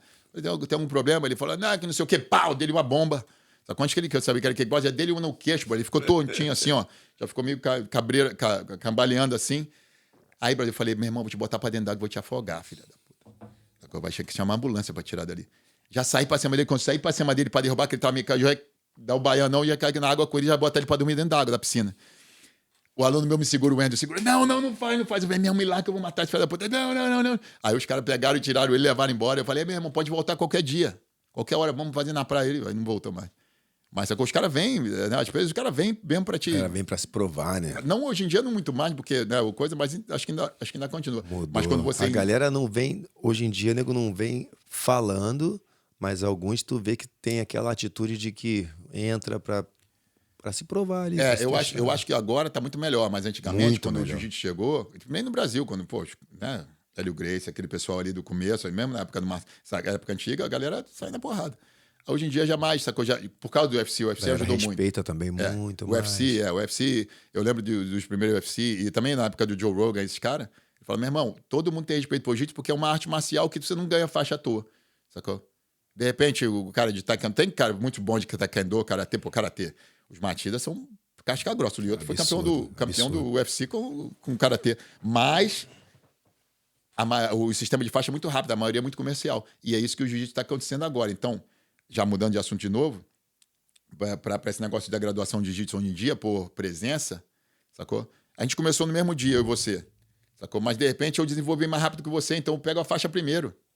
Não é porque a gente fez 150 aulas que a gente vai ganhar a faixa junto. Não. Eu, de repente, preciso de 50 aulas, você precisa de 500. Isso. Todo mundo chega lá. Todo mundo chega na preta. Não tem essa, sacou? Todo mundo vai chegar. Mas o tempo de chegar é diferente. Você não pode, sacou? Como algumas academias fazem um dia. O pai chega lá, mas porque o pai quer saber. O pai quer saber, mas não é assim que funciona. Sacou? O pai quer saber. O pai quer saber quanto tempo vai demorar o filho dele para ganhar uma faixa. Vai demorar o tempo que demorar, quando o filho dele ficar bom. Por quê? Porque senão o filho dele vai ser um faixa preta, sacou? Que vai tomar uma dura na esquina e não vai saber fazer nada. Não vai apanhar. Tempo de aprendizado diferente também, né, cara? Exatamente. Tu vai aprender quando você, sacou? Às vezes você tem mais dificuldade, sacou, de coordenação motora. Isso. Às vezes, sacou? Porque há um tempo atrás as pessoas aprendem de maneiras diferentes. Tem o áudio, que é o cara que aprende ouvindo. Tem o visual e tem o audiovisual. Sacou? Tanto que, essas escolas como a Montessori, essas escolas, sacou? Montessori. Eles... não é o sistema ideal. Eles tinham que misturar o sistema deles com o sistema tradicional. E aí seria o sistema ideal. Sacou? Mas eles deixam as crianças aprenderem de outras maneiras. sacou? E a criança vai aprender de outras maneiras. A gente aprendeu, pô. A gente é de uma época que, sacou? Tu saia na rua, que tu brincava na lama, que tu fazia as coisas. Hoje em dia a criança não pode. Como é que a criança vai aprender? Sacou? Tem criança que chega na minha academia, na tua, na academia de todo mundo, não pode tocar, tocando aqui. Daqui a 6 meses o moleque tá brincando, pulando, rolando com os outros. Mas precisa. Pô, e na nossa época, você achar uma criança de 8, 10 anos de idade totalmente descoordenada era alguma coisa muito difícil, cara. Mais difícil. A não ser que tivesse algum problema, cara, né? Fosse autismo, mas se não, uma criança normal não era. Tantas alergias, tantas coisas hoje em dia, sacou? Que são criadas por causa da proteção do ambiente, sacou? Sacou? Sem I don't know, sei lá, vai sair à noite, o mosquito picou, vai morrer. Pô, não vai, deixa o mosquito piscar, coça um pouquinho. Caiu no chão, ralou o joelho, pô, bota mertiolate. Era menos videogame também, né, mestre? Hoje em dia, o telefone de videogame hoje em dia tá... de criança a gente tem que botar pra rua. A gente brincava muito, se mexia muito, conhecia muito o corpo, né? Entendia muito como o corpo funcionava. Exatamente. Né? Hoje em dia tem muita criança, pô, com 10 anos de idade, você fala, gente, não teve estímulo nenhum ainda não sabe mexer o corpo, não sabe fazer uma pirueta, não sabe. Uma cambalhota. É complicado. E cara, se fizer cambalhota e se machucar, não quer fazer mais, não quer fazer mais, o que vai lá faz de novo até aprender. Quando tu aprender, tu não se machuca mais. Aí pronto, aprendeu. Mas a gente aprendia num ambiente que já era brincadeira. A criancinha com 10 anos que nunca fez a cambalhota, ela já tá ali na pressão, porque tá com kimoninho, tá todo mundo olhando. Já é diferente também. Diferente. Pô, eu fico muita peninha, Por exemplo, mas não pode amolecer. Não, com certeza. Não pode. Sacou? Mas, sabe, às vezes eu volto pra casa e converso com a Barbie. Eu falo, putz, entrou um menininho hoje lá, pô, 11 anos de idade, mas dá pra ver que ele nunca brincou. Ele ali com o corpo dele, não sabia se mexer direito. Pô, vai custar bastante tempo. Exato. E essa criança com 10 anos, pô, na minha época, 10 anos de idade, o moleque era... Tá malandro, né? Pô, subia em casa dos outros, do vizinho, subia na árvore, telhado, ia atrás de pipa, pô, já tinha sido atropelado. Porra, fazia merda. Doideira, né? Pô, hoje em dia a criança... Agora tem uma coisa que é muito importante também, do lado mental, sacou? Psicológico, que, pô, as crianças, por exemplo, chegam lá, eu faço isso direto, sacou? E até sacou? Uma ideia pra galera que dá aula, sacou? Bota os moleques lá, sacou? Os pequenos, os maiores, principalmente que vão pra escola já, ou os que vão no daycare, né? Porra, vocês sabem bullying, né? Bullying. Explica bullying é quando o cara não precisa ser bullying físico. Físico a gente prepara, mas também mental. O que você faz? Então, eu vou fazer um bullying com vocês. Eu faço bullying com eles. Então, você tem cara de lata. Tu vai fazer o quê se eu chegar pra você? Tem cara de lata. Tem cara de passarinho. O que você vai falar se o cara chegar e falar pra você? O passarinho é até pior. Tá vendo? O cara de passarinho. Não sei. Me chama de cara de passarinho, então. Cara, aí me chama. Cara de passarinho. Cara de vira-lata. Aí ele já começa a pegar o jogo, né? Aí ele fala, pô, cara de panela. Aí eu falo, cara de copo. Aí chega até o cara de bunda. Cara de não sei o quê, sacou? Então, tá vendo? Tô te ofendendo? O que você precisa chorar? Você precisa, sacou, ficar triste? Não. O que você faz? Você fala a mesma coisa pro cara. Aí o que vai acontecer com o bullying? Ele vai ficar sem ação, porque ele vai te chamar de cara disso, tu vai te chamar de cara daquilo. Então acabou. Acabou o bullying, não tem bullying. Sacou? Chamou de gordo? Pô, eu sou gordo. Me chamou de gordo. Tu olha pra ele e tu fala, tu é magro. Tu é esquelético, né? Tu é 4 olhos. Aquelas coisas que a gente chamava, né? Tu é não sei o quê, tu é hipopótamo, tu é girafa. Foda-se. Entendeu? Não vai passar daí. Aí acabou o bullying. Já acaba ali. Aí, se o cara vier te agredir, aí você tem os mecanismos, as técnicas que a gente faz. Tem as ferramentas, né? E se você dominar o cara, você não precisa bater no cara. Você domina o cara, bota no chão. Pode derrubar. Muita pergunta tem. Pode derrubar o cara? Pode. E se ele machucar? Problema dele. Sacou? Ele começou. Entendeu? Mas, pô, não, você não foi pra machucar ele, mas ele veio te agredir, você se defendeu, derrubou ele, sacou? Ele bateu a bunda, a cabeça, o braço, não sei o quê, e segurou ele. Sacou? Não precisa bater nele. Aí você vai falar o quê? Para, não sei o que tal, vai sair. Quando você levantar, você sempre anda de frente pra ele, não vira as costas, porque acontece que o cara vem te bater. Se ele vier de novo, faz a mesma coisa, bota ele no chão. Mas agora, você não vai largar mais ele. Você vai esperar a professora, não sei quem. E se não tiver ninguém? Se não tiver ninguém, tu vai dar uns tapas na cara dele. Porque aí ele vai ver que não é só derrubar e ser gente boa. Aí ele vai ver que ele vai machucar. Se ele vier a terceira vez, quebra o braço dele. Dá uma americana, quebra o braço dele. Aí pronto, aí não tem mais quarta vez. Mas uma coisa que você não pode fazer, aí eu falo, não bota pra dormir. Não tem choke na rua. Pra criançada, né? Porque também é ilegal na Austrália, mas de qualquer maneira não tem choke porque ele não sabe quando segura. Então não, na rua não usa choke. Na rua usa estrangulamento. Mas primeira segura, avisa. A segunda vai um pouquinho mais forte. A terceira toca o terror nele que ele nunca mais vai vir falar contigo. Mas se trazer... Aí, pô, mas... Eles perguntam, né? E os pais também perguntam. Pô, mas principalmente as crianças. Pô, mas aí o professor vai chamar meu pai na escola, o diretor vai chamar meu pai na escola. Eu vou te falar. Fala tudo o que aconteceu pro seu pai ou pra sua mãe e eu te garanto 100% que teu pai vai ficar do teu lado. Porque você não começou a confusão. O cara veio te machucar. E eu garanto pra você que é muito melhor pro seu pai e pra sua mãe você chegar em casa, sacou? E falar que machucou alguém do que chegar em casa sem um dente, sem o nariz quebrado, não sei o que e tal, por você ter sido bullying. Se você entrou, brigou com o cara e se machucou, tanto faz, tem que assumir. Mas se você, porra, tentou proteger uma outra pessoa, tentou proteger, sacou? E machucou outra pessoa, é isso. Vou te contar uma história aqui. Tinha um garotinho lá na academia, acho que tem uns 3 ou 4 anos atrás. Ele tinha 5, 6 anos, o Léo. Tinha uns 5, 6 anos, sacou? E eu falava pra ele, falava exatamente o que eu falei. Falava, você pode se defender ou protege os outros, mas, sacou? Uma criança menor, seu amigo. Mas... não machuca os caras, você dá uma chance sempre pros caras. Aí o pai dele veio um dia, falou, pô, Paulo, tem que falar uma parada. Eu falei, o que foi? Pô, o Léo brigou. Eu falei, mas o que aconteceu? Pô, mas ele apanhou. Mas o que aconteceu? Bom, ele tava no McDonald's, sacou? Tem aqueles parquinhos do McDonald's, brincar, aqueles brinquedinnos do McDonald's. A gente tava pegando um negócio e ele viu uma criancinha, ele tinha uns 6, eu acho, o Léo. Viu uns outros moleques, tinha uns 7, 8, fazendo bullying, uns 3 ou 4 moleques, aterrorizando um molequinho que tinha uns 4. Aí ele foi lá, eu tava na fila, o pai tava na fila, ele saiu, foi lá pra proteger o moleque. Falou pros caras não fazerem e tal. E aí os moleques, os outros 3 ou 4, começaram a bater nele. Sacou? Mas aí o que ele fez? Ele se defendeu? Ele falou, não. Eu falei, como assim não? Porque você falou que não era pra machucar outras crianças. Eu falei, puta merda. Falei que apanhou por causa de mim. Fiquei, porra, devastado, né? Falei, caralho, bro, eu tô passando a mensagem errada. Sacou? Aí falei, Léo, vem cá. O que aconteceu? Não, eu fui proteger a criancinha que eu vi que os caras estavam naquele escorrega, no McDonald's, estavam bullying eles. E eles viraram pra mim e começaram a me bater. Eu falei, mas por que não bateu nem? Porque botou pra baixo? Defendeu? Não, porque eu não sabia se podia ou não podia. Eu falei, meu irmão, você tem que usar, mas que você pode, você deve, sacou? Usar o jiu-jitsu pra se proteger. Então, nesse caso, se fosse você protegendo uma criança e os caras vêm te bater, bate neles todos, sacou? Bate em todo mundo, sacou? Não interessa, sacou? Ele falou... Aí ele ficou meio assim, eu falei, pode? Eu falei, pode. Aí eu troquei o meu discurso. Eu falei, galera, daí eu vou trocar, porque eu tava falando pra não bater, sacou? Pra se proteger mais. Sim. Eu falei, vocês têm o direito e o dever de se proteger, sacou? A qualquer custo, entendeu? Self-defense e jiu-jitsu vocês usam pra isso, não é pra ganhar medalha, sacou? Não é pra, sacou, andar de kimono bonitinho pra tirar foto, é pra se proteger. É isso que vocês estão aprendendo aqui. Como se vocês forem jogar futebol, o teu objetivo é chutar a bola no gol, sacou?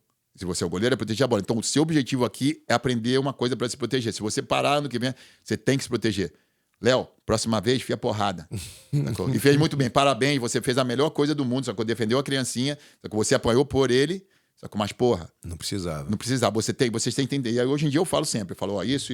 Mas, se tiver que bater até um certo ponto, sacou? Para se proteger, para sair dali, para sair da confusão, bate. E aí, agora, entendeu? Então, foi um abre. Porque a gente, às vezes, fala... E criança acredita em tudo que você fala, né? Sim. E aí você tá falando que, faz isso, se protege mais, sacou? Não machucou, amiguinho. E aí eles, sacou? Não querem bater pra não machucar. Porque você vê na criança. Mesmo quando você ensina, sacou? Você fala, eu faço muito isso, fala, empurra, sacou? Só pro cara fazer a base, se proteger. A criança não quer empurrar, porque ele vai, né? Porque é bom de natureza, ele vai empurrar um cara que ele não conhece sem razão. Eu falei, não, tá tudo bem, é só brincadeira. Aí ele empurra. Entendeu? Senão ele empurra. É legal, né? Maneiro demais. É. E como é que você faz essa mensagem passar para todas as roots? A sua ideia do jiu-jitsu, a sua ideia da metodologia. Como que nasceu a segunda roots, né? Como que começou o lance é uma franquia hoje em dia? Como é que é? Ela é bem orgânico, né? Que nem a gente se fazia no Brasil. Hoje em dia virou mais business, né? Mais negócio. Antigamente era só você aprendia e passava o que o teu mestre aprende. E é mais ou menos isso, né? Só que hoje tem todas as ferramentas de business, ninguém usa franchise, academias como business. O que eu faço, cara, aí começou a classificação, né? Old school, jiu-jitsu competição, jiu-jitsu sem kimono, jiu-jitsu isso, jiu-jitsu aquilo. O que eu acho, primeiro, é que o jiu-jitsu é um só.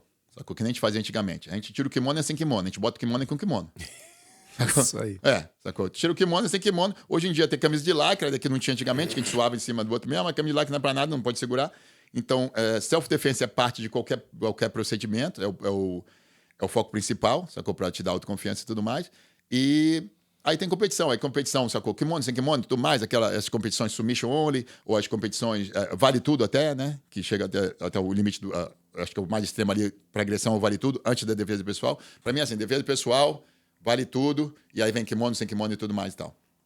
Mas eu acho que toda academia tem que ensinar defesa pessoal, mesmo as mais competitivas, sacou? Tem que ter um dia da semana, sacou, para defesa pessoal, que nem todo mundo ali vai competir, de repente 30%, 40% dos alunos no máximo vão competir.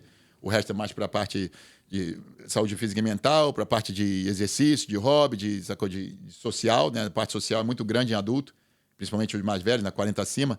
O cara vai para socializar, que ele já perdeu aquela galera, então tem que ter um homem, né? Tem que ter uma reunião de homens para falar besteira, sacou? A mulher também, com certeza, sacou? Mas o homem perdeu muito isso porque a sociedade ficou mais civilizada e menos física, né? Então, que nem aconteceu muito tempo atrás na Europa, sacou? Que os caras pararam de ser físicos e começaram a civilizar. E quando civilizou demais, o homem perdeu a função, né? Não que a mulher não tenha direito a fazer tal, ser chefe, mas o homem perdeu a função, que o homem, a função era o que? Era caçar e proteger a família, do começo, né? E sustentar. Agora, hoje em dia, com a igualdade é ótimo, mas, sacou? A gente perdeu aquela função de ser o alfa meio, sacou? O caçador, o cara que protege a família, porque um país que nem a Austrália, a polícia funciona e tudo mais, não precisa brigar. Então, quer dizer... Mas também, sem querer mudar o rumo da conversa, só uma gotinha, isso tira o interesse das mulheres pelo homem, que os caras vão entender, um pouquinho na frente eles vão entender já.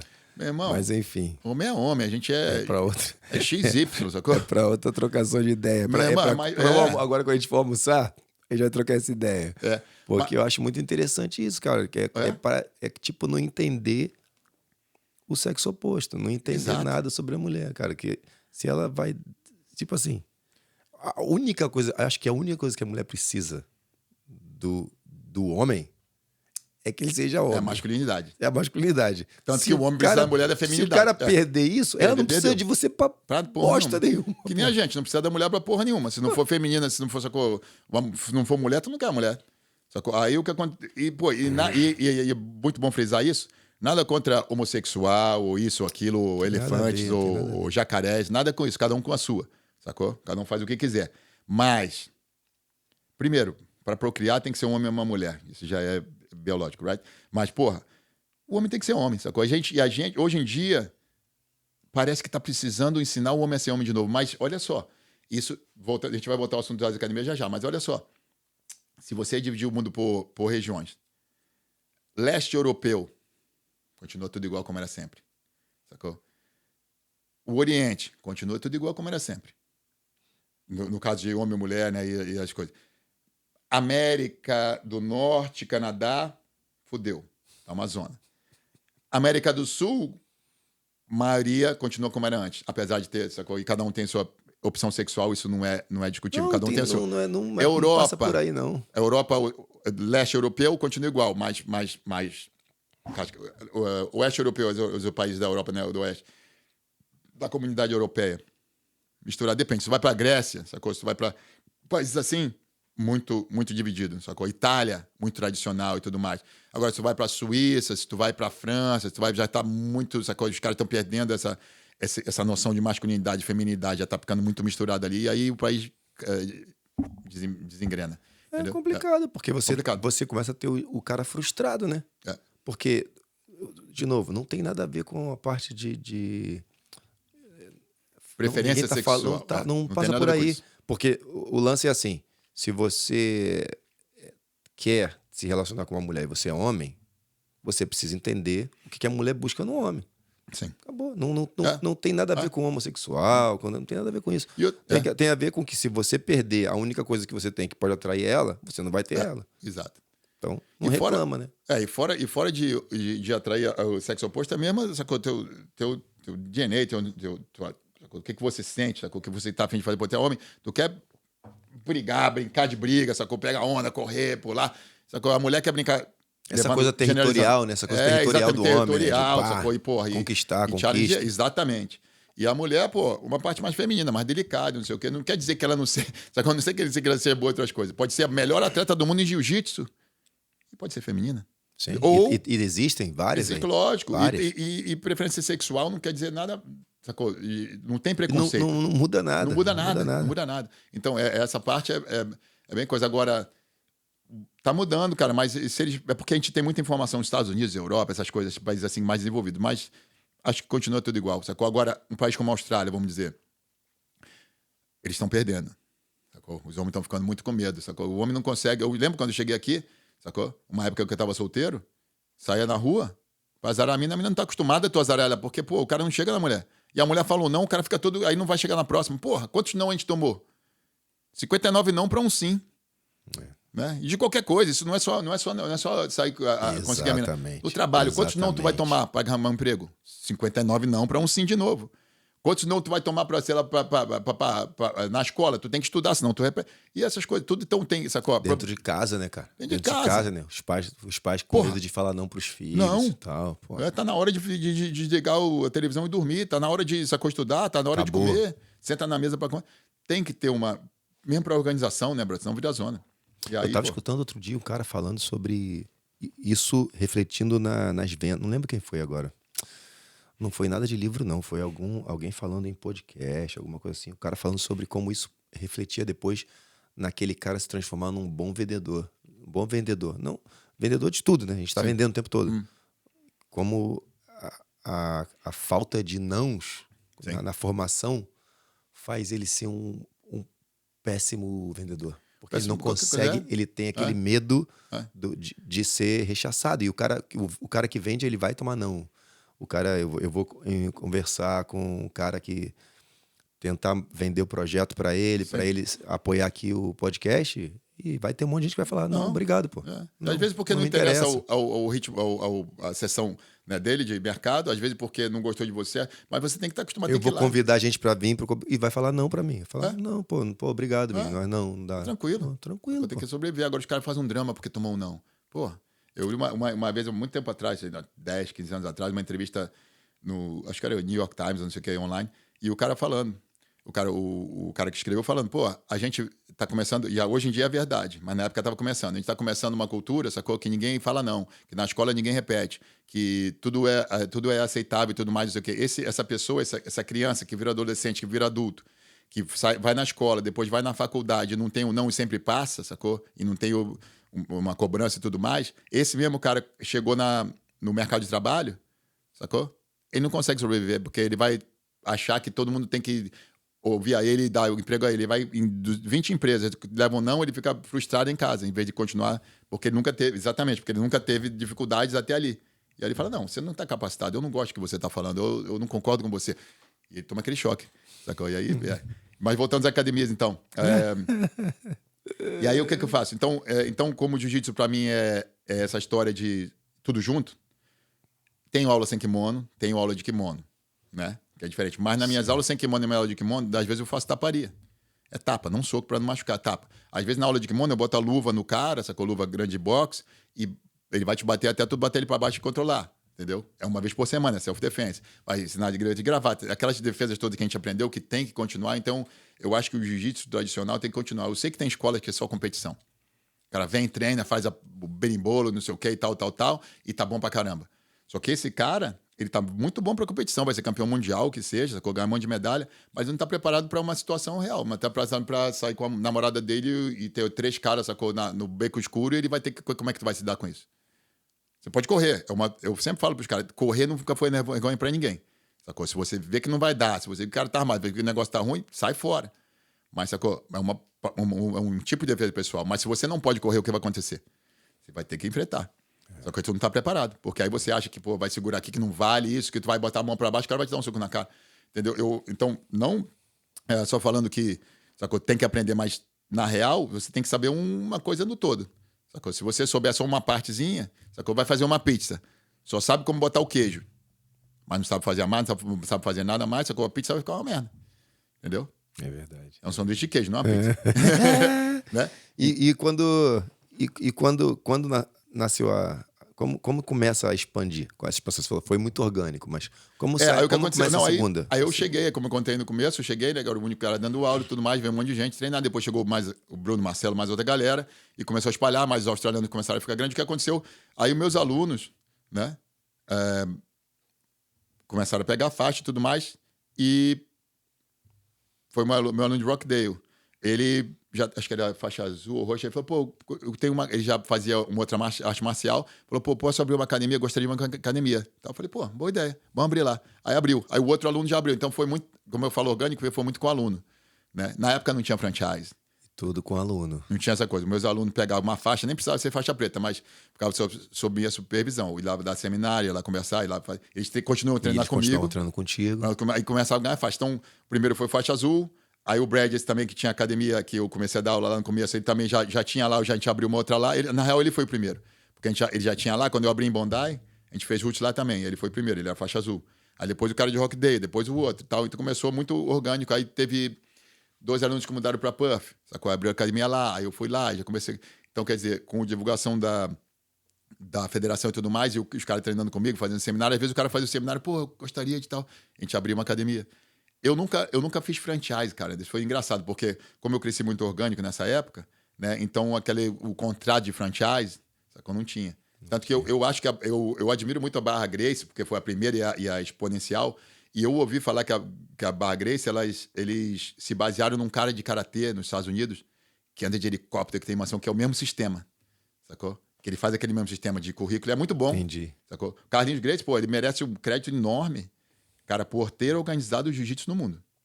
Sacou? Era a Federação do Rio de Janeiro, que era o Gracie e depois o Robson Gracie, que eram os presidentes e tal. E depois ele pegou ali em 93, quando ele fez o primeiro campeonato brasileiro, e botou as regras, organizou, e depois fez a Federação Internacional. Ele merece muito crédito por ter organizado o jiu-jitsu que a gente conhece hoje. Sim. A gente ter regras e tudo mais.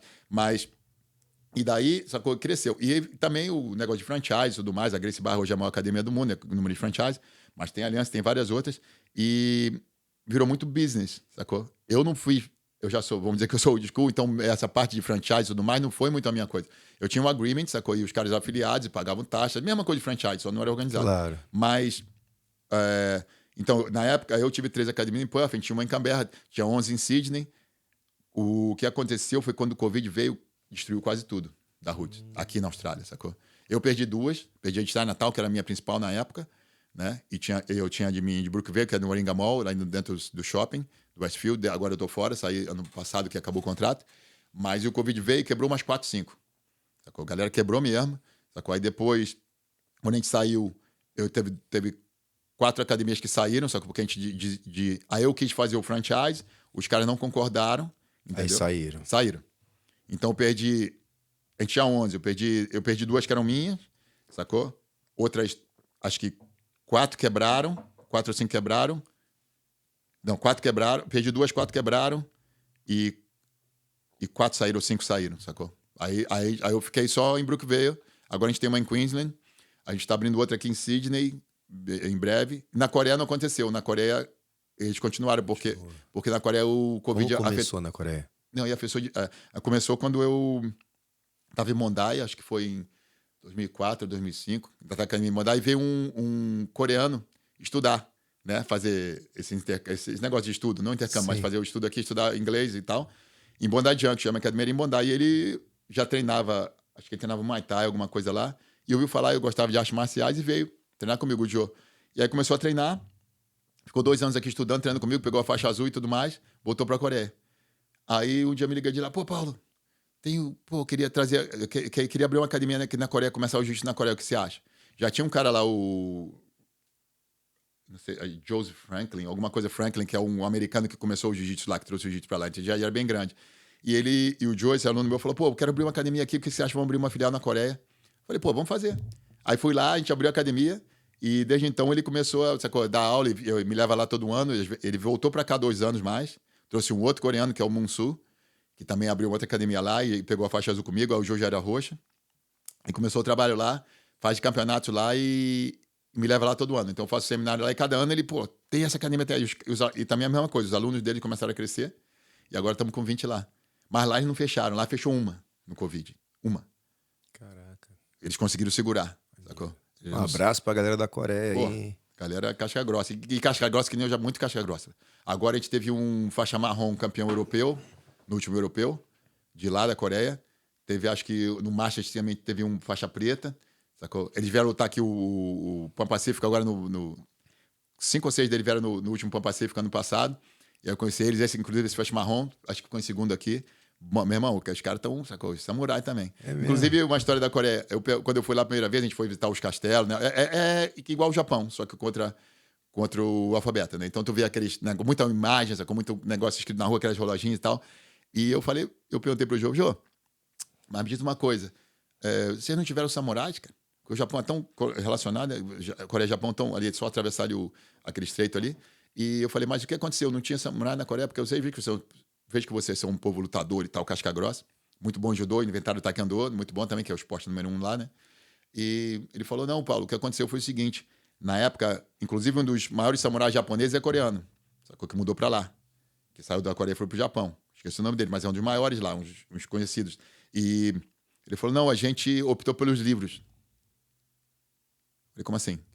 A gente, em vez de ir pra arte marcial, em vez de ir pra guerra, a gente optou pelos livros. Então o pessoal optou mais por estudar e aprender do que brigar. Enquanto o Japão estava brigando, eles... E o Japão invadiu a Coreia 2 vezes, eu acho, ou 3. E foram chutados para fora. Aí eu falei, mas então vocês não gostam de japonês? Ele falou, não. Apesar de um grande samurai japonês ser coreano. Mas eles... Então foi interessante, porque eu falei, mas como assim? Não, a gente optou por estudar e crescer o país e tudo mais, em vez de ficar brigando e tal. É legal. Outro caminho, né? Outro caminho. Outro caminho. Mas a minha mentalidade, Cara, eu consigo que a mentalidade demais, é parecida. A mentalidade, tipo, de fazer... Tanto que Samsung e esses carros e, pô, vários outros produtos, né? Pô, muito competitivo lá dentro. Muito. Esse menino que trouxe a faixa vermelha e branca, ele falou, cara, lá é... Muito. Absurdo. Acho que se não for primeiro, segundo na sua sala de aula, você não tem trabalho. É não for igual o Japão, na faculdade, você não tem trabalho. Mesmo esquema, mesma coisa. Inclusive os castelos antigos, o telhado dos castelos, tudo muito igualzinho. Japonês, igualzinho. Tudo parecido. Eu falei, meu irmão, vocês são igual. Falou, mais ou menos. Ele não gosta. Né? É igual Uruguai e Argentina. A gente fala, pô... A gente fala pastelhano, mas não é... Aí foi isso, a gente fez. Aí, pô, a Ruth cresceu, deu uma diminuída depois do Covid, a gente perdeu umas academias. Mas tá aí, cara. E também uma coisa que mudou muito. Acho que esse Covid mudou muita gente, né? Apesar da parte financeira, a parte foi pesado para todo mundo, mas mudou a mentalidade de muita gente. Aqui na Austrália, principalmente, eu acho, porque tu teve tempo para ficar em casa. Tu tava aqui no Covid? Não, eu saí uma semana antes de fechar o portão. Tu saiu antes do Covid? Pô, no Covid. Eu passei o ano lá na Argentina. Sim. Que não podia sair na rua, que ia Muita preso. gente fez isso. Aí a gente ficou dentro da casa com todo mundo. Ficou dentro com o meu sogro, com a minha sogra, com outra família da minha Sim. A mulher. Cunhada, ia todo mundo junto. A gente ficou um ano inteiro junto. É isso que eu ia te falar. Eu acho que o Covid mudou, apesar de ter tido um efeito muito ruim na economia e tudo mais, ainda continua se recuperando até hoje. Muita gente morreu, muita gente se suicidou, muita gente quebrou. Mas eu acho que recuperou muito desse lado social, do lado do contato das pessoas. Do lado de, pô, peraí. Eu não posso trabalhar, meu Deus do céu, o que eu vou fazer? Não, peraí. Mas trabalho não é tudo. Trouxe muito... Eu acho que vou te falar, a humanidade em geral, porque foi um efeito mundial, né? Uma crise mundial, no caso. E, pô, trouxe muita gente para ver que, porra, não é só dinheiro, não é só o business. Você consegue sobreviver. Pô, é duro. Porque não tinha como ganhar dinheiro mais. Mas é precioso, né? Precioso. Você aquelas relações com a tua família, só com o tempo com tuas crianças, ou com teus sogros, com teus entes queridos, só com o pessoal ali. E, porra, isso aí, cara, mudou muita gente. Só que tu viu que teve muita gente que saiu de cidade grande e foi para outras cidades. Saiu fora. E muito também as companhias grandes, tipo bancos e seguradores e tal, mudaram o jeito que vêem os empregados, sacou? Pode trabalhar de casa, você pode fazer essa coisa, você tem a mesma produtividade fazendo de casa do que fazendo trabalho, vamos regular as horas, vamos cuidar um pouquinho mais da parte de saúde mental e física das pessoas, né? Então, eu acho que o Covid, cara, foi uma coisa ruim de um lado, lógico, a doença e a parte econômica, mas do outro lado, se você olhar para o lado positivo, foi uma coisa boa. Sacou? Te trouxe te deixou para refletir, sacou? Às vezes eu ia, sacou? Com o vídeo eu pegava onda todo dia, bom pra caralho. Mas, pô, eu refletia, como que é importante eu ficar com meus filhos? Meus filhos brincavam na rua todo dia, sacou? Aquele negócio que a gente tava falando, que a gente brincava na rua, andar de bicicleta e fazer coisa e fazer bagunça. Meu irmão, meu moleque vinha em casa pra comer e voltava pra rua. De noite tinha que chamar, molecada, pra casa, cara. Durante o Covid. Na época do Covid. Porque tava todas as crianças sem aula, tava todo mundo na rua, tava todo mundo brincando, só que tava todo mundo... Pô, então foi uma coisa desse lado social e o lado afetivo, foi foi muito bom. E não adianta, a gente que treina jiu-jitsu, a gente sempre vai conseguir buscar o lado bom das coisas. Exato. O pior que seja, não adianta. Eu sei que a galera em casa, de repente, fica, pô, os caras estão falando coisa boa do Covid. Isso vai ser pra vida toda. Só vai entender se tu treina. A maioria que tá vendo treina, né? Mas se tu não treina, tu não vai entender mesmo. A gente vai ver o lado positivo de tudo, sempre, o tempo todo. Copo meio cheio. Porque é assim, o esporte leva a nossa cabeça a ficar exatamente, assim. Tu acostuma. Pô, tá aquele monstro em cima de tu te matando ali, tu tá só esperando um pouquinho. Pô, vou esperar, não vou dar meu braço, vou sair. Volta pra casa, um dia tu apanha pra todo mundo e tu tem que encontrar um lado positivo daquele treino, não tem jeito. Pô, vai isso, no acúmulo dos anos, a cabeça muda mesmo. Qual é o lado positivo? Pô, tem que aprender a me defender. Não pode deixar aquele braço ali, não pode deixar. E aí isso exatamente. Aí tu tá numa situação horrível, sacou? Lá no fim do mundo, sacou? No meio de tsunami, pendurado na árvore. Eu falo, vou ficar nessa árvore aqui até acabar, senão um dia vai baixar. E aí, quando eu baixar, eu vou sair daqui. Aí tu vai falar que a árvore foi boa. Exatamente. A relação que eu desenvolvi com aquela árvore, tu vai conseguir achar alguma coisa, não tem jeito. Tu vai agradecer a Deus que botou uma árvore na tua vida. Exato, não tá certo, exatamente. Esse que é a mentalidade, né? E quando o cara descobre isso, pô, aí vem o ritual. O ritual da faixa azul, que normalmente é a fachada, eu dou pouca fachada dos outros faixas, mas faixa azul é aquela faixa ali que tu passou de ser o cara que, pô, não sabe nada, sabe um pouquinho. Então, tu teve aquele ritual ali como é que fala? Passagem, né? Passou de ser que nem tem nas tribos antigas e tudo mais. Passou de criança para homem. Agora tu é o cara. Agora passou. Agora, passei a fase mais difícil. Qualquer coisa agora é lucro. E aí mistura tudo, né? Aí vem tudo que você falou. Aí que vem o jiu-jitsu. Né? E é o jiu-jitsu mesmo. Esse que é o jiu-jitsu. Porque, então, a mentalidade nas academias não é que tem que ser casca grossa. Ninguém às vezes me confunde, sacou? Às vezes eu sei que tem gente que fala, pô, é casca grossa, quer saber de brigar, e porrada, não sei o quê, ou desculpa. Meu irmão, você tem que cascorar. Ou vai cascorar por bem, ou vai cascorar por mal. Ou vai por amor, ou vai pela dor. Não tem outro jeito. Nessa vida não tem. Talvez quando tu morrer, tu vai lá pro paraíso, tem outro jeito. Sacou? Mas aqui, brother, ou é por amor, ou é pela dor. Eu falo pros caras, meu irmão, ou você vai aprender aqui, sacou? Que a gente está te ensinando e te fazendo não sei o quê. Às vezes o cara vai te amassar a tua cara, vai aprender pelo amor que a gente está te ensinando, ou tu vai aprender pelo amor que o cara vai fazer na maldade lá fora. Então, sacou? Decide o que você quer. Você vai ter que aprender, não tem jeito. Se não vai aprender agora, vai aprender na próxima, sacou? Não é? E, com certeza, tenho duas coisas que eu quero perguntar. Primeiro é se a filho e tal, tudo isso foi construído aqui na Austrália? Esposa, tudo isso, ou veio do Brasil com filho já? Eu vim com a minha namorada na época, só que o brasileiro, a gente veio, naquela época a gente foi para Bali, chegou aqui, a gente casou, ficamos anos juntos, não tivemos filho, e aí a gente separou, aí eu fiquei um tempo solteiro e tudo mais, aí conheci a mãe dos meus filhos, né? A gente ficou junto. Brasileira? Não, holandesa. Holandesa. Conheci aqui na Austrália já, eu já estava aqui, eu cheguei em 2000, com a minha namorada na época. Fiquei com ela até 2008, 2009, aí separei, aí conheci a mãe dos meus filhos, né? Em 2009, 2010. Aí o primeiro nasceu em 2010, o Atze, o segundo o Thor, nasceu em 2012. Atlas e Thor? Atze, sorry. Atze, A-T-Z-E, Atze. Atze. É um nome lá da Holanda, lá do norte, lá também. E significa águia, né? Mas é um nome antigo, que não tem mais muito. Dos Vikings, ali, daquela época dos Vikings, daquela área, porque ela é da região norte da Holanda, que é onde tinha os Vikings, né, os Vikings. E então foi Atze, que era o nome forte de lá, e o segundo é Thor, que é o Thor, o deus do trovão, né? Que também é de lá. Os quatro tem os dois, e olha só, os dois têm 4 letras, que eu queria um nome forte e curto, e um nasceu no ano do dragão, e o outro nasceu no ano do tigre. O ano do tigre foi 2010, que o Atze nasceu. O ano do dragão foi 2000, não porque eu queria, mas coincidência, vamos dizer, né? O destino, 2012. E conversando sobre isso, e o Jô, que é o meu aluno na Coreia, né? Falou, pô, Atze, ano do tigre. E Thor, ano do dragão. E aí eu falei, e eu lá, isso é uma coisa oriental, né? Uma coisa, eu olhando, a gente foi visitar o castelo, o Palácio do Imperador, sacou? Na época, né? Que agora é ponto turístico, e tem o trono do imperador. Em todos os desenhos que você vê, tem um tigre na direita e um dragão na esquerda. Sacou? Do trono. Aí, tigre, né? Tigre do lado direito do trono e o dragão do lado esquerdo do trono do imperador. Na maioria dos reinos asiáticos, sacou? Japão, China, a Coreia. E o John me falou, porra, eu falando que hoje eu tenho um tigre e tem um dragão. Ele falou, não, esses são os protetores do reino, sacou? Os protetores do trono e do imperador. E aqui, ó, tem o Atsi, que eu fiz tatuagem, o nome. E aqui tem Thor. E aqui tem Thor. Cadê? Thor, aqui, ó. Legal, Thor. Sacou? Então, pô, eu botei... Porra, e consegui, eu tatuei. Foi muito maneiro.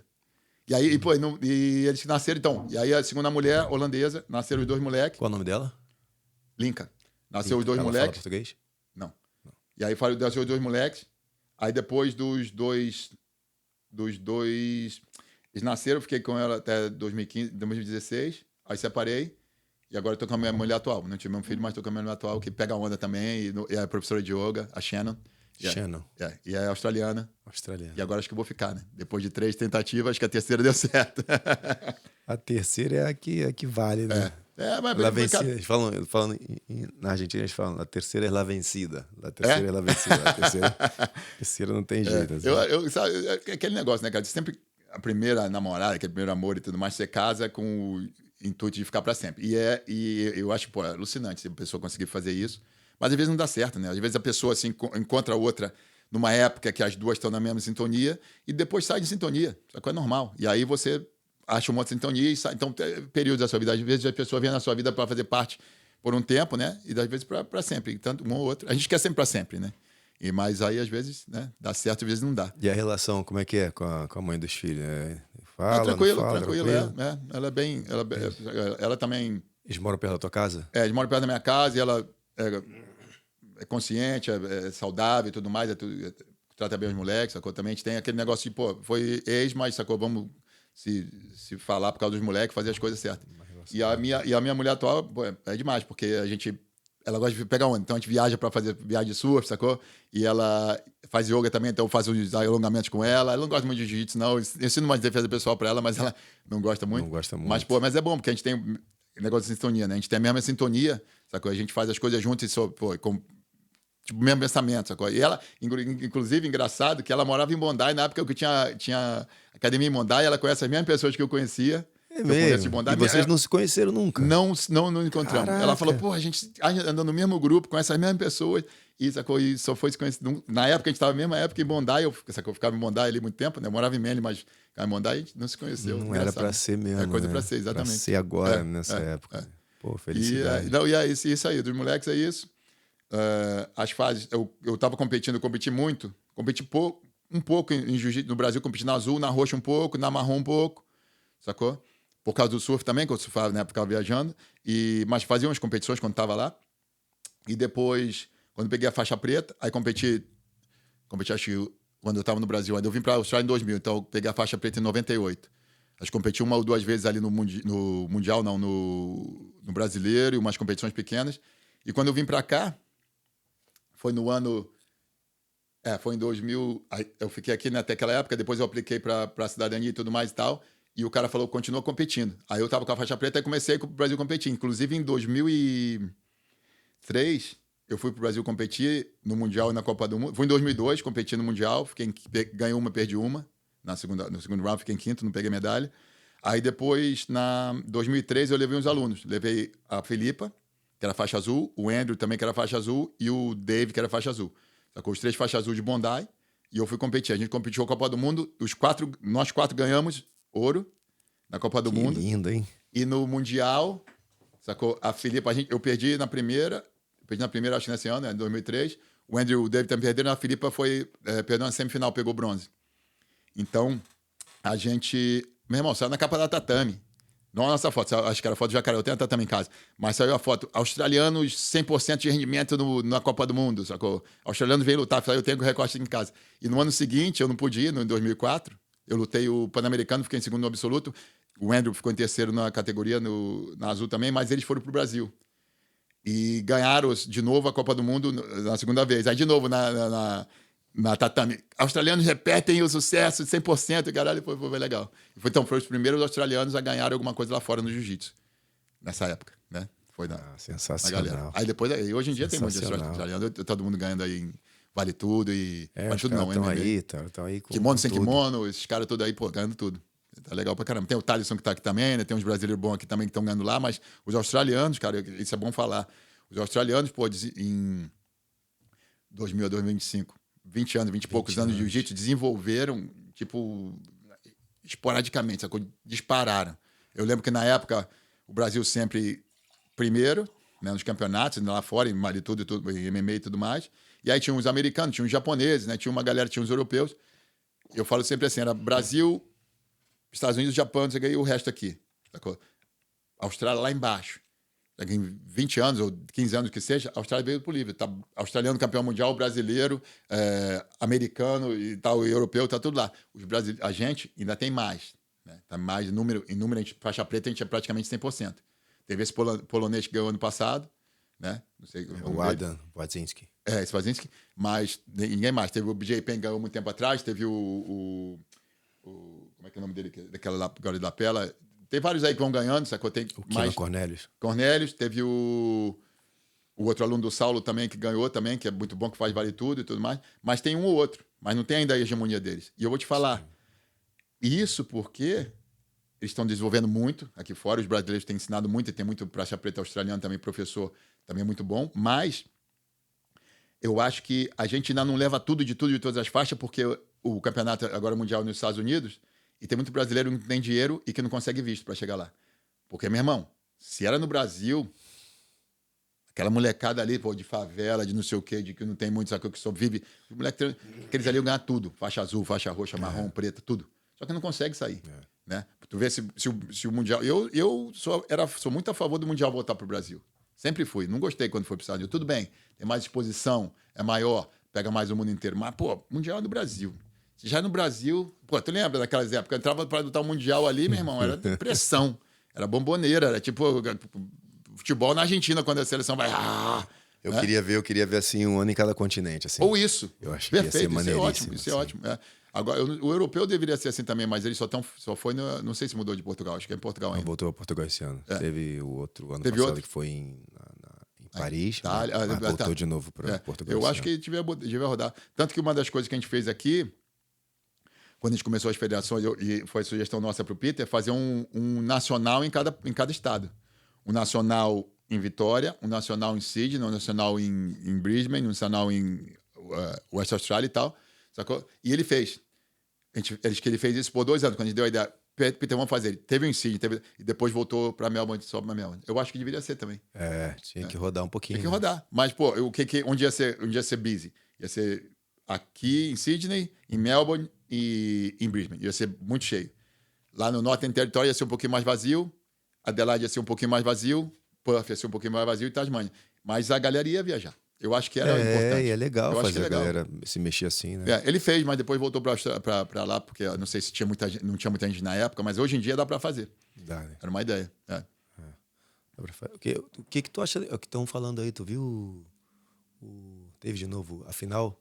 Foi Roberto Gimenez com Adam Wadzinski, agora do PAN. Quem ganhou? O Adam ganhou, o Roberto ficou em segundo, mas ele foi o showman do campeonato inteiro, né? O Roberto Gimenez, ele deu show. E aí ele meteu uma nota no dia seguinte falando que os atletas deveriam ser...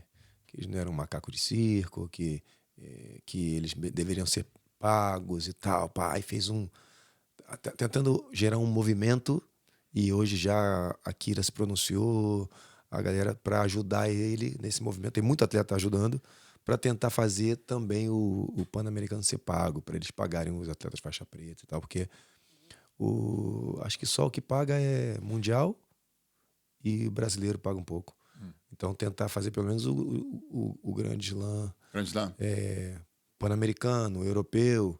O Pacífico tem que ser parte do Grande Slam, pequeno, mas é parte asiático. Tinha para fazer essa galera pagar, fazer a IBJJF pagar os atletas. Quem fizer pode, faixa preta que fizer pode, entendeu? As faixas pretas que fizerem pode. Concordo plenamente, sacou? Para o esporte crescer, você tem que investir, sacou? A gente está com muito, em geral, sacou? No geral, tem muito patrocinador hoje em dia já investindo, tanto patrocinador do nosso mercado, né, do mercado de jiu-jitsu, que seja kimono, que seja isso, que seja aquilo outro, como patrocinador de fora. Sacou? Que outros caras que têm outras coisas relacionadas, ou não relacionadas, mas querem, vamos dizer, sei lá, uma marca de carro, ou qualquer coisa que entre para patrocinar, mas é tudo investimento. Se a gente crescer, os caras vão ser atraídos. Sacou? É que nem o surf. O surf é um exemplo muito bom disso. A Jeep agora tá patrocinando, não sei quem, marca de carro, marca de relógio, marca de não sei o quê. O Kelly Slater tem patrocínio da Tag Heuer, de relógio. Sacou? O Mick Fanning tem patrocínio da Porsche.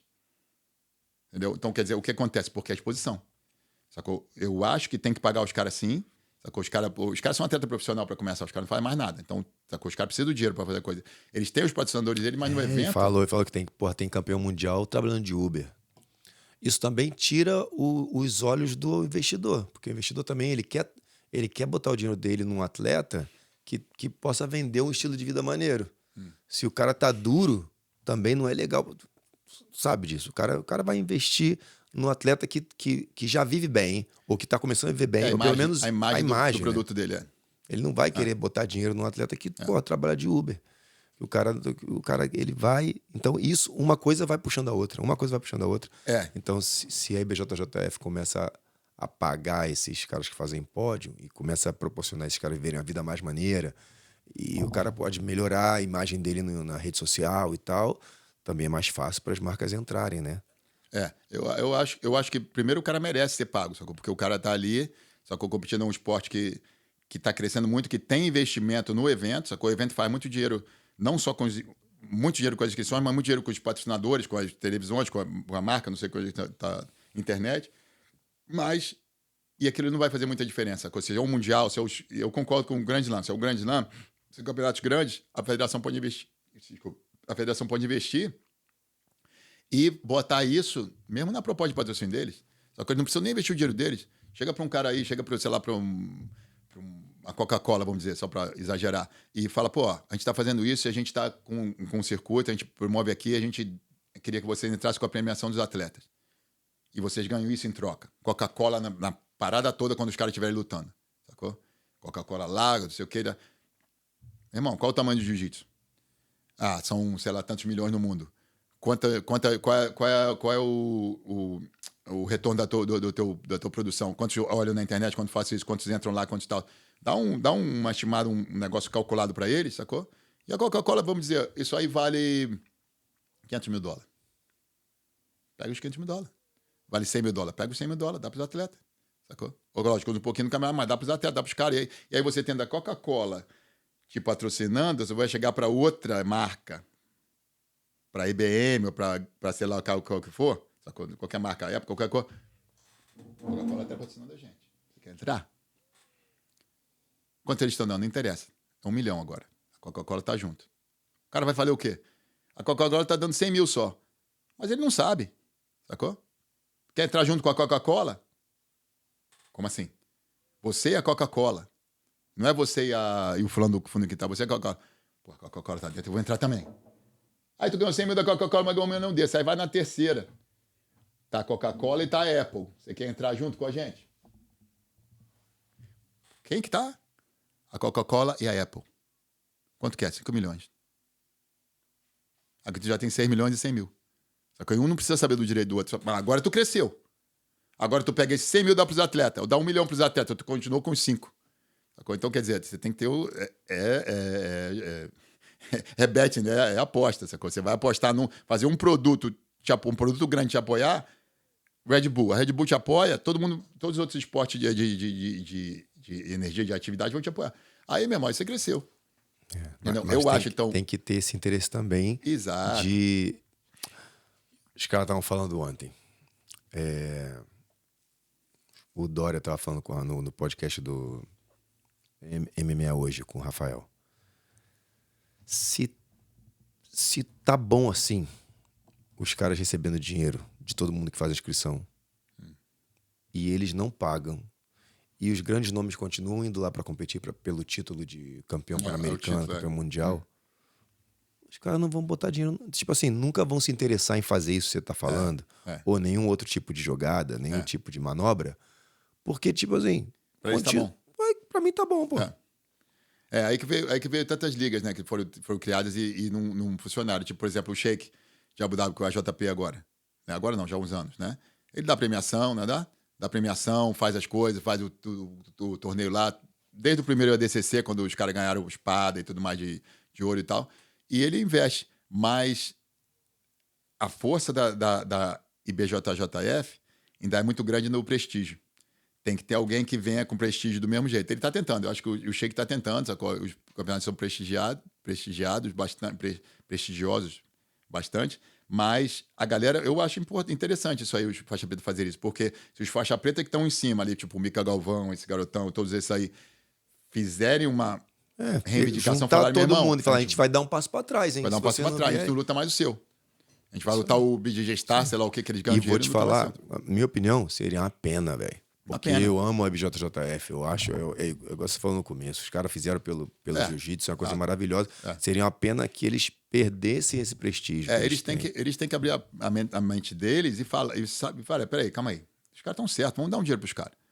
Mas a gente vai perder. Não vai perder aqui. Você dá o dinheiro pro cara, mas você vai promover os caras para ganhar mais dinheiro. Cara, eu como espectador, eu quero ver os melhores competindo o Mundial da IBJJF. Sim. Vai ser legal pra caramba se eles forem no do outro, no do Sheik, não sei aonde, Sim. nessa nova federação. Vai que surgiu a nova federação. Beleza, a Confederação Mundial dos Planetas, legal.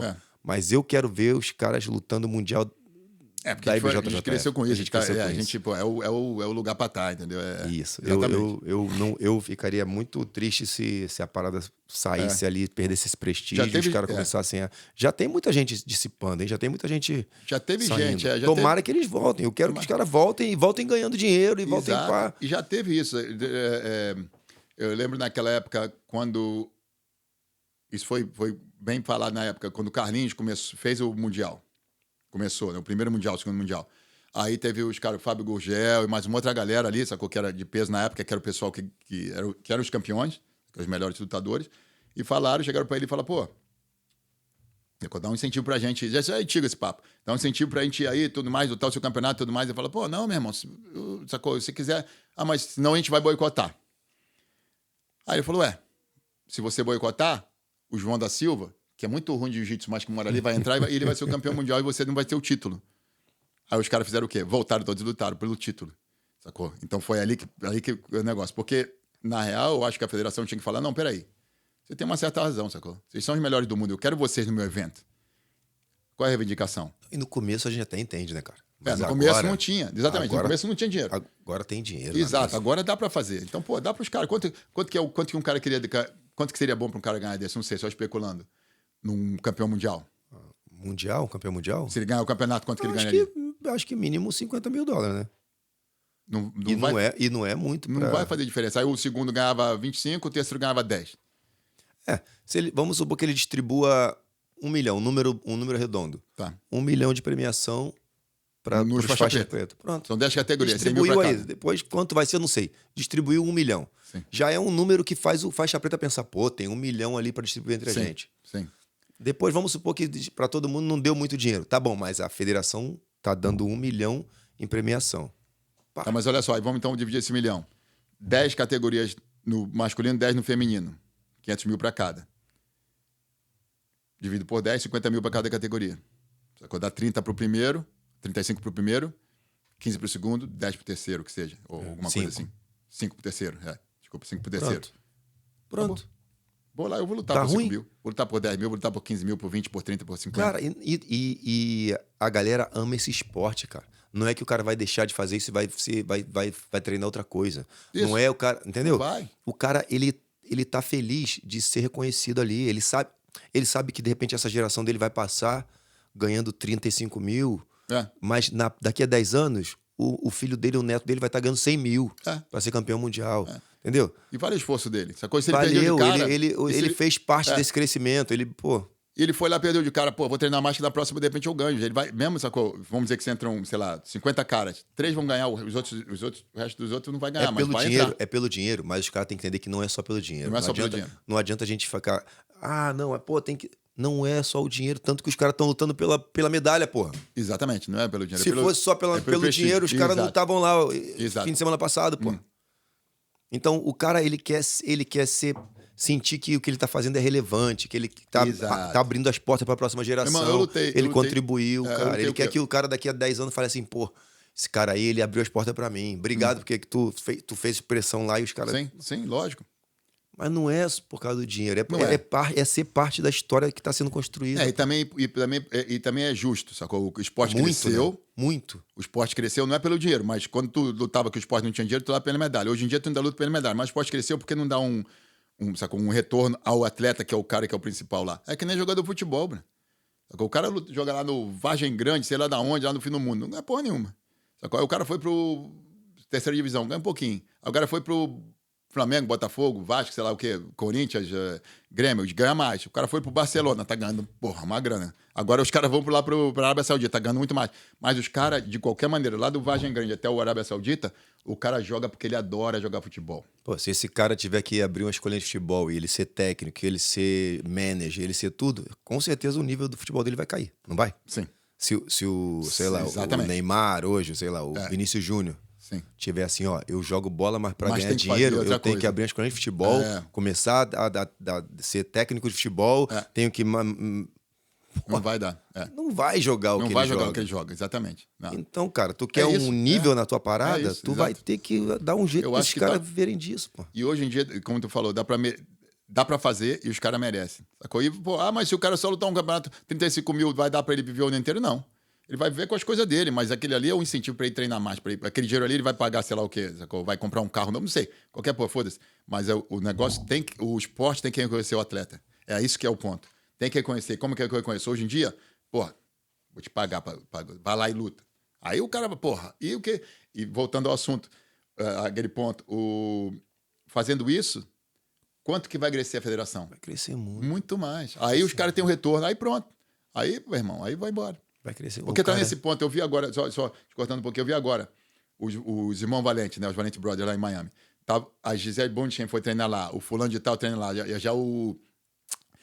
Com essa cara, com esse pessoal. Chama outras pessoas. Quem tá treinando lá agora? Eu vi agora, outro dia, o vídeo, você viu? A filha do Trump. Não vi. É mesmo. Porra. Entendeu? Quer dizer, um leva o outro, sacou? A filha do presidente tá treinando. Aí quem vai lá? Vai o outro cara. Aí a tua academia aqui ali perto, ou a academia aqui na Austrália. O cara vai olhar, porra, a filha do presidente Trump tá treinando jiu-jitsu. Você nem sabe o que é um Valente Brother. Porra, vou fazer também. Aí o filho do cara que é o Thor, aquele ator que fez o Thor, né? Aqui em Barão Bay. Em Barão Bay, treina lá com os meninos lá. Thaleson. Com o Thaleson. O outro cara, Zuckerberg. o Zuckerberg treina, pô. O Zuckerberg é boa. O Zuckerberg treina, então quer dizer, os caras vão falar, pô, olha aí, esse jiu-jitsu não é coisa de bandido marginal que gosta de bater nos outros, é uma parada legal. Sacou? Aí vai, aí cresce o esporte. E agora imagina o dia que o pai falar assim, isso pode dar um futuro pro meu filho. Isso pode dar um dinheiro. Exato. Aí, de repente, a gente vai ver os países mais desenvolvidos com mais atleta. Com mais atleta de nível. Vai crescer mais no mundo todo. A ideia não é crescer no mundo todo? Porque esse crescimento... Se não der dinheiro, vai ter muito pai falando assim, não, fica no cricket. Como atleta, exatamente. Fica no cricket, fica no rugby, fica no futebol, fica no tênis. Porque o que aconteceu, isso aí é interessante, porque aconteceu com os professores, né? Começou a desenvolver depois que o Royce foi para os Estados Unidos e tudo mais, o UFC jogou o jiu-jitsu no mundo, né? E tanto que a gente está aqui hoje. Né? Os professores, o negócio de uma carreira já tem. Mas agora uma carreira como atleta ainda precisa mais um incentivo, né? Aí sim, aí o cara pode ser atleta e depois que parou, sacou? Aí ele faz a escolinha dele, ou faz o que ele for, ou se aposenta, que nem, pô, vamos levar os exemplos de jogador de futebol. Depois que eles param, eles fazem outras coisas, né? E eu acho que eu concordo, para responder o teu ponto, eu concordo com o lutador lá que falou. Né? Já tinha que ter sido há muito tempo, mas ainda tem tempo, porque senão vai esvaziar. E aí o nível vai cair. Do Mundial vai melhorar nos outros, mas não é, que nem tu falou, não tem aquele prestígio. Quer ver o cara ser o melhor do mundo no Mundial. Eu vou te falar uma coisa que chega a emocionar, é saber que esse menino tá falando isso porque ele ama a federação. Sim. Ele ama a IBJJF, porque esse cara, ele já ganha dinheiro em outros eventos coisas, sem kimono. Não tá nem aí, mas ele quer ser ali. Ele já é famoso no meio do jiu-jitsu sem kimono, ele é absurdo, ele é o cara, assim, exciting, né? Todo mundo, cada vez que ele vai lutar alguma coisa, todo mundo quer ver ele lutando. Quer dizer, ele provavelmente é o cara que menos tem problema ali de não receber o dinheiro. Não é ele. O problema do dinheiro não é dele, mas ele quer estar lá no Mundial e ser prestigiado por causa Provavelmente ele tá falando isso para poder, porque ele quer continuar competindo pela IBJJF. Sim, com certeza. Ele quer somar as medalhas dele, ele quer pendurar as medalhas dele na parede, ele quer fazer a história dele ali. É muito, não é? Não sei como os caras não entendem isso, sacou? Ninguém quer estar lá porque quer estar lá. Porque é um lugar que eles querem estar, que tu quer ter aquela sensação. Mas, pô, vou perder, assim que vai. Fala pra mim como é que é um dia normal na tua rotina, que eu vou lá fazer o vlog qualquer dia, se tu deixar. Cara, dia bom pra mim, acordo, não muito cedo. Quando os moleques estão comigo, né, agora, que separado, quando os moleques estão comigo, eu acordo cedo pra fazer café, aquelas coisas, né, fazer o café da manhã e tal, preparar lanche. Mas o dia bom pra mim, acordar, tipo, mais 7h30, 8h, tomar um café tranquilo, relaxar um pouquinho no sofá, olhar as zonas do celular, ver onde é que tá, botar minha prancha, pegar a Shannon, que a gente normalmente vai junto, ir lá pegar um surf ou com os amigos, surfar, tipo de umas... Não surfar muito cedo também, que aqui na Austrália é muito cedo Tem tubarão, né? Não, tem tubarão e o crowd, né? Porque o crowd é antes das 9, que todo mundo quer fazer um surf antes do trabalho. Antes do trabalho. E aí eu vou depois das 9. Aí chego lá às 9h30 e tal, surfo até uma horinha e meia, pego mais onda boa, volto pra casa, almoço, aí tô de bobeira ali de tarde, faço o que tem que fazer no computador ali e tal, e vou dar aula. Aí vou dar aula, eu começo a aula das crianças normalmente 4h30, a criança é 4h30, 5h15, 6 horas dos adultos, treino, volto pra cá, tomo banho, janto, vejo uma televisãozinha e relaxo. É o dia. Pega onda. Pega onda, se não pega onda, eu te jogo na água pra ficar de isca de tubarão. Só muito ruim, cara. Quer ele não vem pra mim, ele vem pra tu. Te bota ali do lado. Pô, eu sou nunca vi demais. nenhum falar nisso, hein? É. Nunca vi nenhum, graças a Deus aqui, nunca vi nenhum desses 25 anos, 24 anos. Olhos que não vem, coração que não sente, né? Olhos que não vem, coração que não sente. Exatamente, eles estão lá. Eles estão lá. Sabe que eles estão lá todo dia, bro. Todo dia eles estão lá. Sacou? Tem até um website que a minha mina, ela olha, que é o Shark, não sei o que tem os tags, ele bota os tags no tubarão, bota o tag, bota a marquinha e fica aquele, né? O satélite. Eles sabem onde o tubarão estão. Às vezes ela vem, teve um tubarão ali, eu falo, não quero nem saber. Eu quero. Nem me mostra. Eu quero o nome do aplicativo. É Shark Tag, ou Shark, agora eu te passo depois. Mas eles marcam, porque eles pegam o tubarão, marcam e jogam fora, né? E botam de volta na água. E o tubarão fica rodando. Então tem, por exemplo, aquela área ali de Newcastle, tem um tubarão ali, que é um tubarão branco, eles marcam os brancos, marcam qualquer tubarão. E tem um branco enorme lá que vive na área ali acho que é Merriweather, que é o nome da praia. Tem um outro que acho que vive na área de Ballina, ali mais pra perto de Byron Bay. Tem uns que já são conhecidos, que os caras conhecem o tubarão, sacou?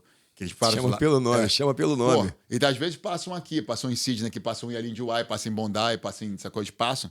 Meu irmão, eu não gosto nem de olhar. Ela fica, ontem tem, não quero nem me fala. Ontem tinha um tubarão e a gente tava surfando. Eu falei, puta.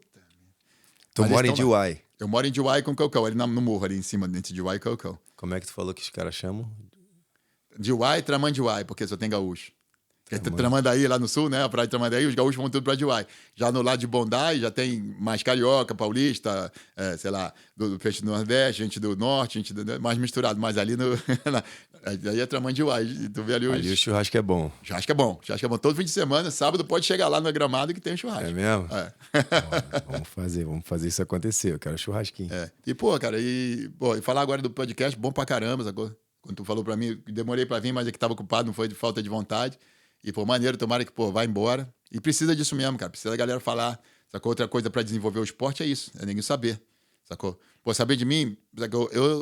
Como o Bruno falou, os caras acham que a gente é isso. Mas eu não me considero nada, brother. Eu tava na hora certa, no lugar certo, sacou? Eu vim aqui, é destino. Vim, fiz. Hoje em dia, sacou? Continuo fazendo, a gente tá na federação, continuo nas academias, feliz pra caramba de ter todo mundo aí, de ter desenvolvido, do esporte ter se desenvolvido, né? Não fui eu que desenvolvi, não foi uma pessoa só. Mas o esporte ter se desenvolvido e a gente ter feito parte desse tempo. Daqui a 100 anos, sacou? Ninguém nem vai lembrar da gente, mas o esporte vai estar aí, né? Então esse que foi o negócio. O esporte vai ficar aí. E legal também, muito orgulhoso, mesmo que não sejam meus aluno australiano ganhando, os caras no Vale Tudo, sacou? O Volkanovski, aí o Whittaker, aqui o Prat, que é o nosso amigo aí, dá aula pra ele, lá na Grace, lá da área dele, e Smithton Grand. E, todo mundo, cara, que tá fazendo, quer dizer, os caras do jiu-jitsu ganhando, campeã mundial feminina, mulher, criança, um monte de criança que sendo campeão mundial lá no Mundial de Criança, juvenil, adulto, Master, a gente lendo lá. Um campeonato que ainda não lutei, que ainda quero lutar, é o Master lá em Las Vegas. Eu fui um dos... meu objetivo era lutar todos. Vamos junto, eu tô amarradão de também. Meu objetivo era lutar todos. Já lutei o Pan-Americano, fiquei em segundo no absoluto, perdi na categoria. Já lutei no Asiático, ganhei o peso absoluto, na época que eu lutei. Já lutei o Pan-Pacífico, ganhei. Esse é o grande lã, né? O Mundial já lutei, Mundial, né, adulto. Não ganhei nada de medalha, fiquei em quinto, foi o melhor resultado, mas já lutei. Agora falta o Master de Las Vegas e o Europeu, que são dois que eu não lutei. Aí fecha o currículo de competição. E se trouxer medalha, né? Fica lá na parede. Se não trouxer, fica a memória nas fotos. Rede social. Como é que a galera faz se quiser achar Roots Cara, Roots BJJ. Roots BJJ no Instagram. E no Instagram, Roots BJJ. Página, o site é rootsbjj.com.au, né? Da Austrália. E no Instagram, Roots BJJ. Roots BJJ, já vai achar. Aí, se quiser, pô, galera, cara, uma coisa que eu faço, mas não faço muito, às vezes até seminário. Sacou? Se quiser um seminário mais. Mas o que tu vai ensinar no seminário? Não vou te ensinar berimbolo. Nem usa essa porra. Sacou? Mas te dou chave de perna, que vai melhorar, eu vou quebrar teu pé. Mas, porra, vou te ensinar a sair na porrada, vou te ensinar, incluindo defesa pessoal, vou te ensinar jiu-jitsu com kimono, sem kimono, sacou? Vou falar de história da galera e coisa que funciona. Eu acho que é isso. O jiu-jitsu, na real, no final da história, tem que ser coisa que funciona. Sacou? Se tu vai pegar as costas do cara e tem um caminho fácil aqui, e tu vai dar 3, 5 voltas só para fazer posição nova, esquece aquilo, pega as costas do cara. Sacou? Que é a função, voltando aqui ao início, a família Gracie e tudo mais e tal, o jiu-jitsu de eficiência. Sacou? Você vai fazer campeonato, aprende o que vai funcionar para você no campeonato. Vai lutar vale tudo, aprende que vai funcionar vale tudo. Com certeza não só o jiu-jitsu, vai ter que fazer um boxe, um kickbox, um muay thai, um wrestling, vai ter que fazer essa coisa, tudo que ele tem que vale tudo.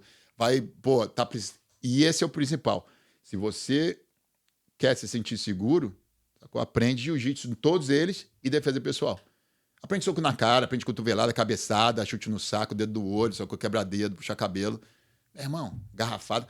Vai acontecer. Tem que ir preparado para tudo. Se prepara. Esse é o jiu-jitsu que eu ensino, esse é o jiu-jitsu que eu apoio, esse é o jiu-jitsu que eu acho que tem que ser ensinado. Acho maravilhoso essas academias que ensinam o cara dar 3 piruetas, pegar a chave de pé, passar para as costas, não sei o que, tal. Mas para aquele específico ali, para aquela posição específica, ganhar medalha. Que nem o Jorge, meu professor, fala. Medalha na parede é muito bom, mas dente na boca é melhor ainda. Porra. Entendeu? Então, pô, tu vai sair com a tua mina, tu vai pra night, ou nem pra night, vai dar uma volta na esquina. Na praia mesmo. Vai na praia passear, vai andar de bicicleta, vai pegar teu filho na escola, e aí? Rolou uma confusão.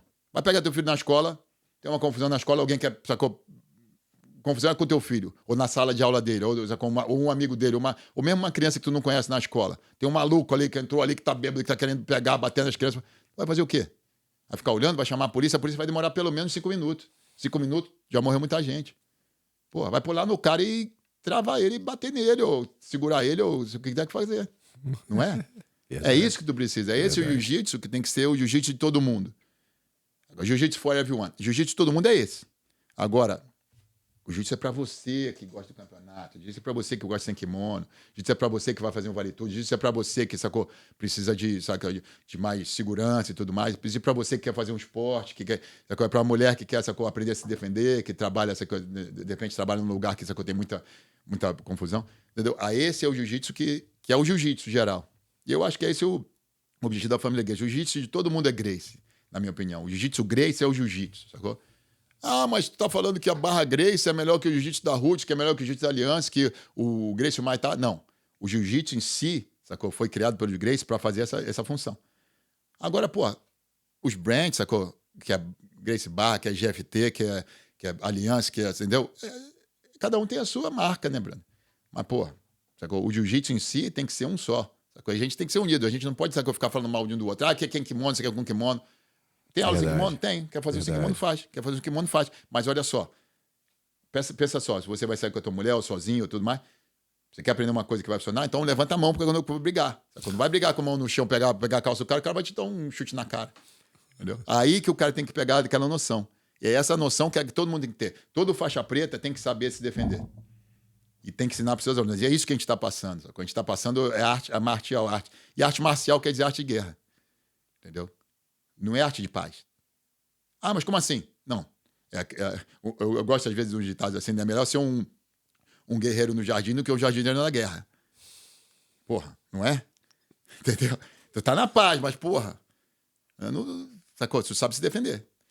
Tá na paz. Ali você é o meditador, o professor de yoga, o cara, o Gandhi ali, o Maharesh, aqueles caras. Mas, pô, se tu chegar muito perto e quiser me bater, eu vou me defender, mano. Sacou? Não quer dizer que eu sou pacífico e que eu não sou perigoso. Exato. Entendeu? Exato. Até um dos motivos de você ser pacífico é porque você sabe o quão perigoso você é, né? E, pô, e outra coisa, se a pessoa entrar no seu raio de ação, sacou? Que é essa distância aqui, você tá na distância, tu tá se defendendo, sacou? É isso que muita gente confunde, e não só no jiu-jitsu, mas muita gente confunde. Deixa o cara chegar perto, sacou? Deu teu raio de distância, brother. Sacou? Deu área de proteção. Entrou aqui sacou? No raio energético aqui, sacou? Já mudou, né? Já mudou, sacou? Tu tá ali, gente boa pra caramba, o cara chegou muito perto, meu irmão, não chega perto. Sacou? Fala daí, te conheço. Sacou? É verdade, é verdade. Esses conceitos, é importante falar, porque é esses conceitos que estão se perdendo. Com muito competição, muito esporte e tudo mais e tal. Muito bom esses garotos aí, todo. Pô, eu gosto de ver as lutas, sacou? Mas ele sabe. Não, uma coisa não pode confundir com a outra. Exatamente. Ele sabe que a arte marcial que ele está aprendendo é também para se defender, é também aquilo ali, sacou? Mas é porque o cara pode ser muito bom ali, tu dá um soco dele, ele não sabe se defender. Sacou? Então, pô, ele tem que saber e o conceito tem que ter passado, que nem o garotinho que eu te contei a história. Sacou? Eu passei o conceito, ele entendeu errado e apanhou dos garotos para proteger o outro, mas apanhou, não se defendeu porque ele tinha o direito. Sacou? Você tem que saber, sacou? Onde é que é o limite, sacou? Onde é que o cara pode chegar? Onde é que a outra pessoa... E não te... Porque às vezes a pessoa, né, assimila, absorve muito, sacou? Para não ofender os outros. Ah, não, pô, apanha para não machucar alguém. Não, calma aí. Sacou? Você tem que olhar pelos outros, olhar pelos outros, mas olhar por você também, sacou? Cuidado do seu, pô, meu irmão, não vai chegar perto. Não vai chegar perto do meu filho, não vai. Não vai chegar perto da minha mulher, não vai chegar perto nem de mim. Sacou? Fala daí, se chegar perto vai morrer. Porra. Eu posso até morrer, mas eu morro brigando, sacou? Não tem essa, não vai chegar e fazer o que quiser. Por isso que tá cheio de falando isso aí, esses pedófilos, esses filha da puta, sacou? Porra, não tem nem chance, bro. Não pode deixar. Sacou? Chegou perto, morreu. Né? Passa logo, né? Passa. Não tem. Seja do bem, mas, pô, sacou? Às vezes o mal vem, tu tem que lutar contra ele. Não, tem que estar pronto. Tem que estar pronto. É melhor saber e não precisar do que precisar e não saber, né? Exatamente, brother. Pô, e ter consciência, sacou? Pô, você tá aprendendo jiu-jitsu pra ser campeão, pra ser gente boa e tal, mas, pô, sacou? Stay your ground, né? Pô, toma postura, sacou? Não, peraí, calma aí. Eu não vou abusar com você, mas também não abusa comigo. Isso aí. Né? Pronto. Isso aí. Isso é fácil. Que ninguém confunde, né? É, verdade. Tem que ser lutador, né? O faixa preta, principalmente, ele tem que ser um lutador. Não é um lutador de jiu-jitsu, ele tem que ser um lutador, ele tem que ser um artista marcial, ele tem que saber. Exato. Você tem que ser faixa preta, não ter a faixa preta, né? É isso aí. Ser faixa preta. Botou aquela faixa, nem que ele botar a faixa, tá sem faixa, eu tô sem faixa, tá sem faixa. Mas a gente tem aquela postura. Às vezes o cara bota a faixa ali, pô. Eu nem entrar nesse assunto vai demorar. Não vale a pena. Não vale. Você era professor do Thiago Braga? Sim, Thiago começou comigo lá em. Bom, então, tem que voltar na nossa história. Então, aí acabei lá com Matida, né? Tava voando no norte, né? Pensei lá de 93 a final de 96. Sacou? Eu tava morando com meu pai na época, voando e tal. Meu pai morreu em 96. Aí fiquei meio sem vontade de ficar lá, fui pro sul. Mudei pro sul, para Porto Alegre. Tinha um tio meu que morava lá, um amigo meu também, o Maurício, que era um professor na APAN, lá na academia do Matida, que era faixa azul, mudou pro sul.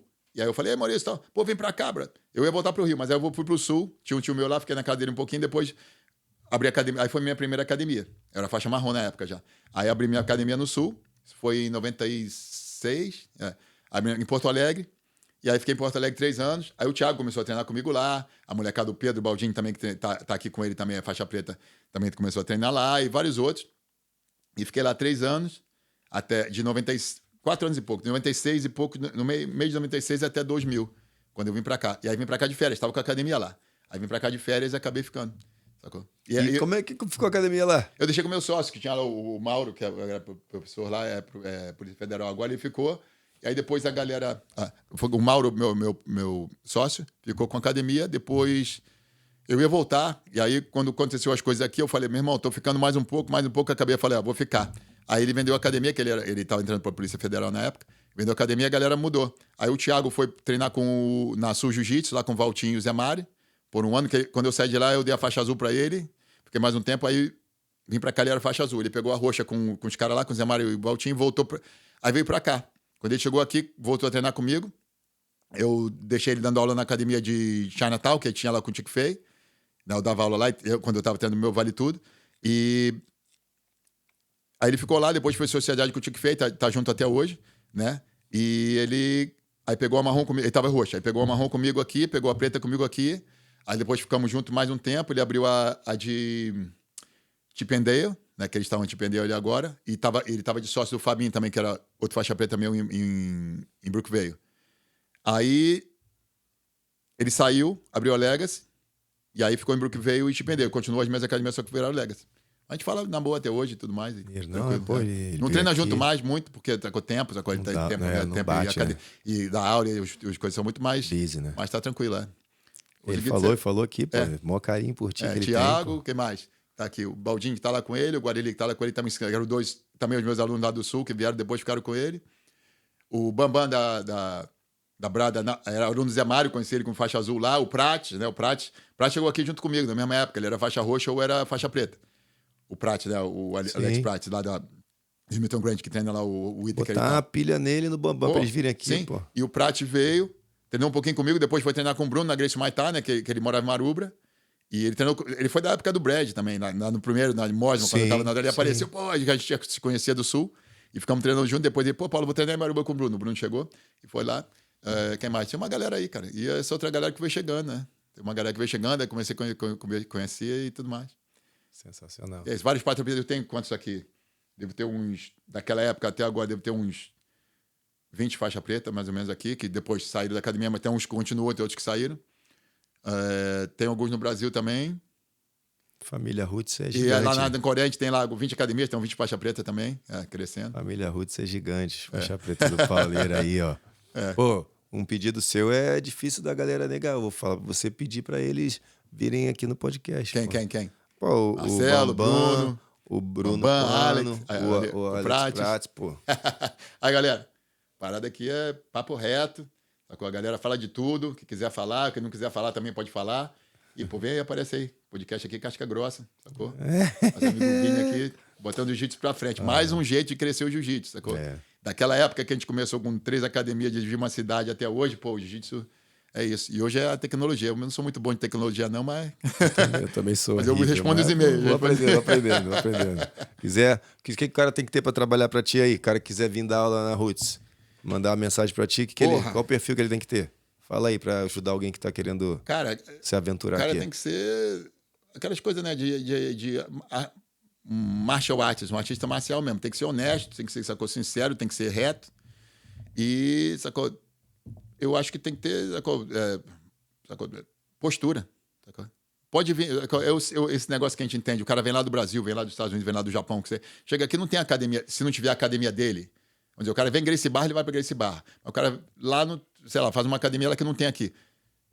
Procura uma academia que você goste, conversa com o professor, qualquer que seja a sua faixa. Conversa com o professor, dá um treino, conversa se você... Né, que é aquele negócio, bateu a energia, combinou. Às vezes é a melhor academia do mundo, mas tu foi lá, pô, não gostei muito da energia. Até os caras são gente boa, mas não gostei. Aí vai ali, pô, o cara ali é legal. Entendeu? Então procura a academia que você tá, sacou? Dá uma visitada. Mas fala pro cara, sacou? Chega lá, professor, pra tu, pra mim, pra qualquer um. Meu irmão, tô chegando aí agora, queria dar um treino aqui pra ver, tal, não sei o quê, de repente dá uma aula. Faz. Se você combinou, também é a energia dos dois lados, né? Às vezes o cara, sacou, vem treinar, o aluno vem treinar e tua energia não bate quando o aluno. Pô, meu irmão, desconto muito, procura o cara ali na esquina. Eu faço isso direto, sacou? Se o que bateu, sacou? Eu já falei até pros caras, é um serviço, sacou? Mas não é um serviço, entendeu? Eu só dou aula pra quem eu gosto. Pelo menos isso é a minha filosofia. Sim. Eu dou aula pra quem eu gosto. Se eu não gostei de você, meu irmão, tu pode pagar $10 mil por aula da linha. Entendeu? Pô, tem que dar aula pra que você gosta, entendeu? Não é gostar, tu não conhece o cara, mas é energia, que negócio de energia, bateu, o cara ficou e tudo mais. Às vezes o cara muito cheio de histórias, com muita coisa, tu tenta consertar o cara, mas não é mesmo, pô, brother, legal, mas porra. Não, Paulo, mas eu quero, não dá. Não dá, brother. Mas eu tô pagando, foda-se. Sacou? Quando chega no tô pagando, foda-se. Sacou? Aí eu tô pagando, vai pagar a puta lá no puteiro, porque aqui pode pagar o que quiser que eu não vou dar aula pra tu. Já aconteceu isso. Sacou? O cara começar, falar pro cara, dar um toque no cara, não, mesmo, faz assim. Tenta 3, 4, 5 vezes. Ah, mas eu tô pagando, você tem que fazer. Porra, tem que fazer nada, ainda vou te bater. Tu vai sair daqui com o olho roxo, com uma orelha quebrada e com uma costela machucada. E se tu for na polícia, sacou? Tu assinou o waiver, mano. Tu tá no treino, o treino foi mais forte. Eu não vou te machucar muito, mas vou treinar forte contigo. Foda-se, sacou? É isso que às vezes digo, mas não, mas o cara e não sei o quê. Tem uma coisa lá no código da academia, né? Não limpa o pé de tatame, sacou? Etiqueta do dojo. Etiqueta do dojo. E aí tem escrito, sacou? Tudo tem escrito ali que você tem que fazer. Ah, mas não sei o quê, mas não. Não lembra. Ah, meu irmão, já falei, brother. Ah, mas foda-se. Aí quando você liga o foda-se, é foda-se. Não. Aí sai fora, vai embora, nunca mais volta. Aí já era. Sacou? Pô, é aquele negócio, eu não tenho... Eu tenho paciência até o limite, né, brother? Mas minha paciência não estica muito, sacou? Então, às vezes eu sei que tem gente, que o professor, não, mas o cara tá pagando, releva, não olha, não, deixa o cara fazer. Não, peraí, não, é disciplina, tatame é disciplina. O código de conduta tá aqui, você tem que ter disciplina, você tem que cumprir esse código. Para trabalhar aqui, nessa empresa, você tem que cumprir esse código. Tem que vir de camisa, ou sei o quê, não pode vir de camiseta sem camisa, não pode, sacou, cuspir no chão, fazer xixi na parede. É o código da empresa. Na escola também tem uniforme. Exato. Só concordo. Agora, tem às vezes que tem uns probleminha, mas você é normal, você vai e volta e tal, dá a volta nos problemas. Então, para dar aula na rua, sacou, você tem que ser primeiro um cara sério, sacou? Se você vai falar, por exemplo, eu te botei para dar aula lá, tua aula é de 4 às 5, segunda, quarta e sexta. Não chega às 4h10, sacou? Quando acaba a aula, sacou? Acaba às 5. Tudo bem, vai estender um pouquinho, às 5h05, 5h10, porque, sacou? Esqueceu. Tudo bem, mas tenta cumprir a aula, sacou? Tenta tá com o kimono limpo, com a unha cortada, sacou? Tá ali na hora da aula, conversar com os pais, sacou? Ah, mas dá pra cascorar um pouquinho? Moleque, dá pra cascorar, sacou? Deixa ele ir mais um pouquinho. Mas se uma criança machucar, vamos dizer aula de criança, se uma criança machucou, tem que chamar aquela criança do lado, tem que dar uma durinha nela. Mas se a outra criança é muito mole também, tá chorando por qualquer coisa, tem que estar dura nela, não no outro, sacou? Entendeu? Porque aí tu, né? Tem que ver quem é que tá. Então, e aula de adulto, às vezes o cara tem um problema sacou? Um problema mais sério, sacou? De aprender ou de coordenação, tu tem que dar atenção para aquele cara. Não pode deixar o cara faixa azul escancarar o faixa branca. Sacou? Tem que também passar aquele duty of care, né? Passar aquele cuidado do cara. Você tá aqui, você representa, então você cuida bem dos caras, sacou? Mas dá uma dura nele.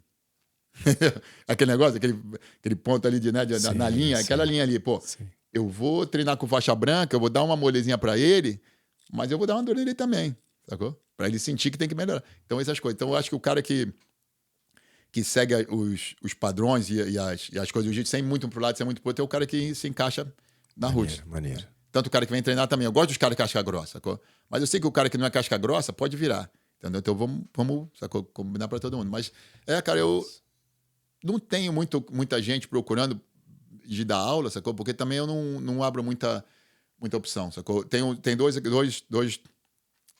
o Rogério Tatu, que chegou agora aqui, que era aluno meu lá no Brasil, que morou nos Estados Unidos há muito tempo, tá aí, tá dando aula para mim. Tem o Ryan Cabelo, o Ryan Ortiz também, que é Rihanna, Ryan, porque virou aqui, né? De lá também do Sul, que tá aí faixa preta, ganhou agora ficou em segundo no AJP e ganhou o outro campeonato anterior. E tem uma galera boa, sacou? Mas eu gosto de saber... por exemplo, se tu chegar a faixa preta lá, ou faixa marrom e quiser dar aula, eu deixo tu treinar por um tempo. Sacou? Pra ver como é que é a tua atitude e tudo mais. Tal. Peço pra tu dar uma aula e tal. Mas todo mundo é bem-vindo. Se quiser dar uma procurada, é só procurar lá, chegar lá, dar um treino, né, e ver o que acontece. Eu vou te falar o seguinte, eu vou tentar te matar. Mas tu tenta me matar também. Quem bater primeiro, para. Entendeu? Eu gosto disso, eu gosto dessa coisa. Às vezes, quando eu treino com um cara, eu não gosto do cara, tu é mais velho, ou o cara fala, eu sou mais leve que o cara, e o cara dá aliviado. Vai pra pegar, brother. Mas quando pegar, não quebra. Se pegar, faz bater. Entendeu? Eu falo isso pra todo mundo. Pegou o braço, esticou, puxou, estalou, quebrou. Pô, então não deu a chance pro cara. Pega o braço e vai. Se o cara não bater, aí tu quebra. Né? Ai, sensacional, galera. Pô, foi isso? É isso mesmo, é maneiro falar assim. Vamos tentar fazer uma parte 2 aí, trazer esses caras aí? Vamos tentar. Vamos tentar, ver se quando o Bruno chegar aí, vou falar com ele, ver se ele consegue vir. Marcelo, o Bruno até vem, cara. O Marcelo que é muito tímido mesmo, ele não gosta muito de dar entrevista porque é o jeito dele, mas de repente a gente fazendo junto. De repente fazendo junto, né? Vamos ver. A gente queima uma carne ali fora. De repente faz até ali fora. E, pô, eu te falar, legal que a galera tá chegando, mas agora eu acho que deu uma diminuída, né, nos vistos, deu uma travada nos vistos. Acabou aquele visto de coach para jiu-jitsu, visto de talento. O visto que você pegou, por exemplo, o Distinguished Talent, acabou, né? Tanto para coach como para atleta. Eu acho que tem uns especiais. E deu uma diminuída pra caramba em todos os outros, assim, tudo que tem deu uma segurada. Mas eu acho que isso é legal, cara. O jiu-jitsu agora da Austrália está autossuficiente, praticamente. Então a gente já tá criando, né? Eles vão abrindo e fechando, assim, de acordo com a necessidade, né? Eu acho que tem bastante gente, é um dos menores coisas, mas tem bastante gente, e os australianos estão aprendendo rápido, então tá bem legal. Pra gente que tá aqui, pô, continuar o trabalho. Nossa, a Thaís falou até que é tão reguladinho assim que uma época eles estavam dando visto permanente para cabeleireiro. Porque algumas cidades da Austrália não tinha, estava com falta de barbeiro e tal. Sim. E o cara se vinha, aplicava e pegava permanente, não para morar aqui, mas para morar nas cidades mais do interior. Menores, E ele tinha que morar lá, tipo, 4 anos, depois podia vir para cá. Acho que e legal. Depois eles fecharam de novo. Então eles vão tentando equilibrar para ter aquelas profissões e tudo quanto é... E o país é grande, né, Bruno? Tu sai daqui, se tu vai daqui para Brisbane, vai daqui para Melbourne, tu vai ver que tem muito espaço ainda. Pô, muda até fuso horário, né, cara? Doideira, né? Muito espaço, muita gente, muita cidade pequena que está desenvolvendo. Os caras agora em Queensland estão botando jiu-jitsu na cidadezinha pequena entre Sunshine Coast, Gold Coast, Brisbane, porque não tem muita.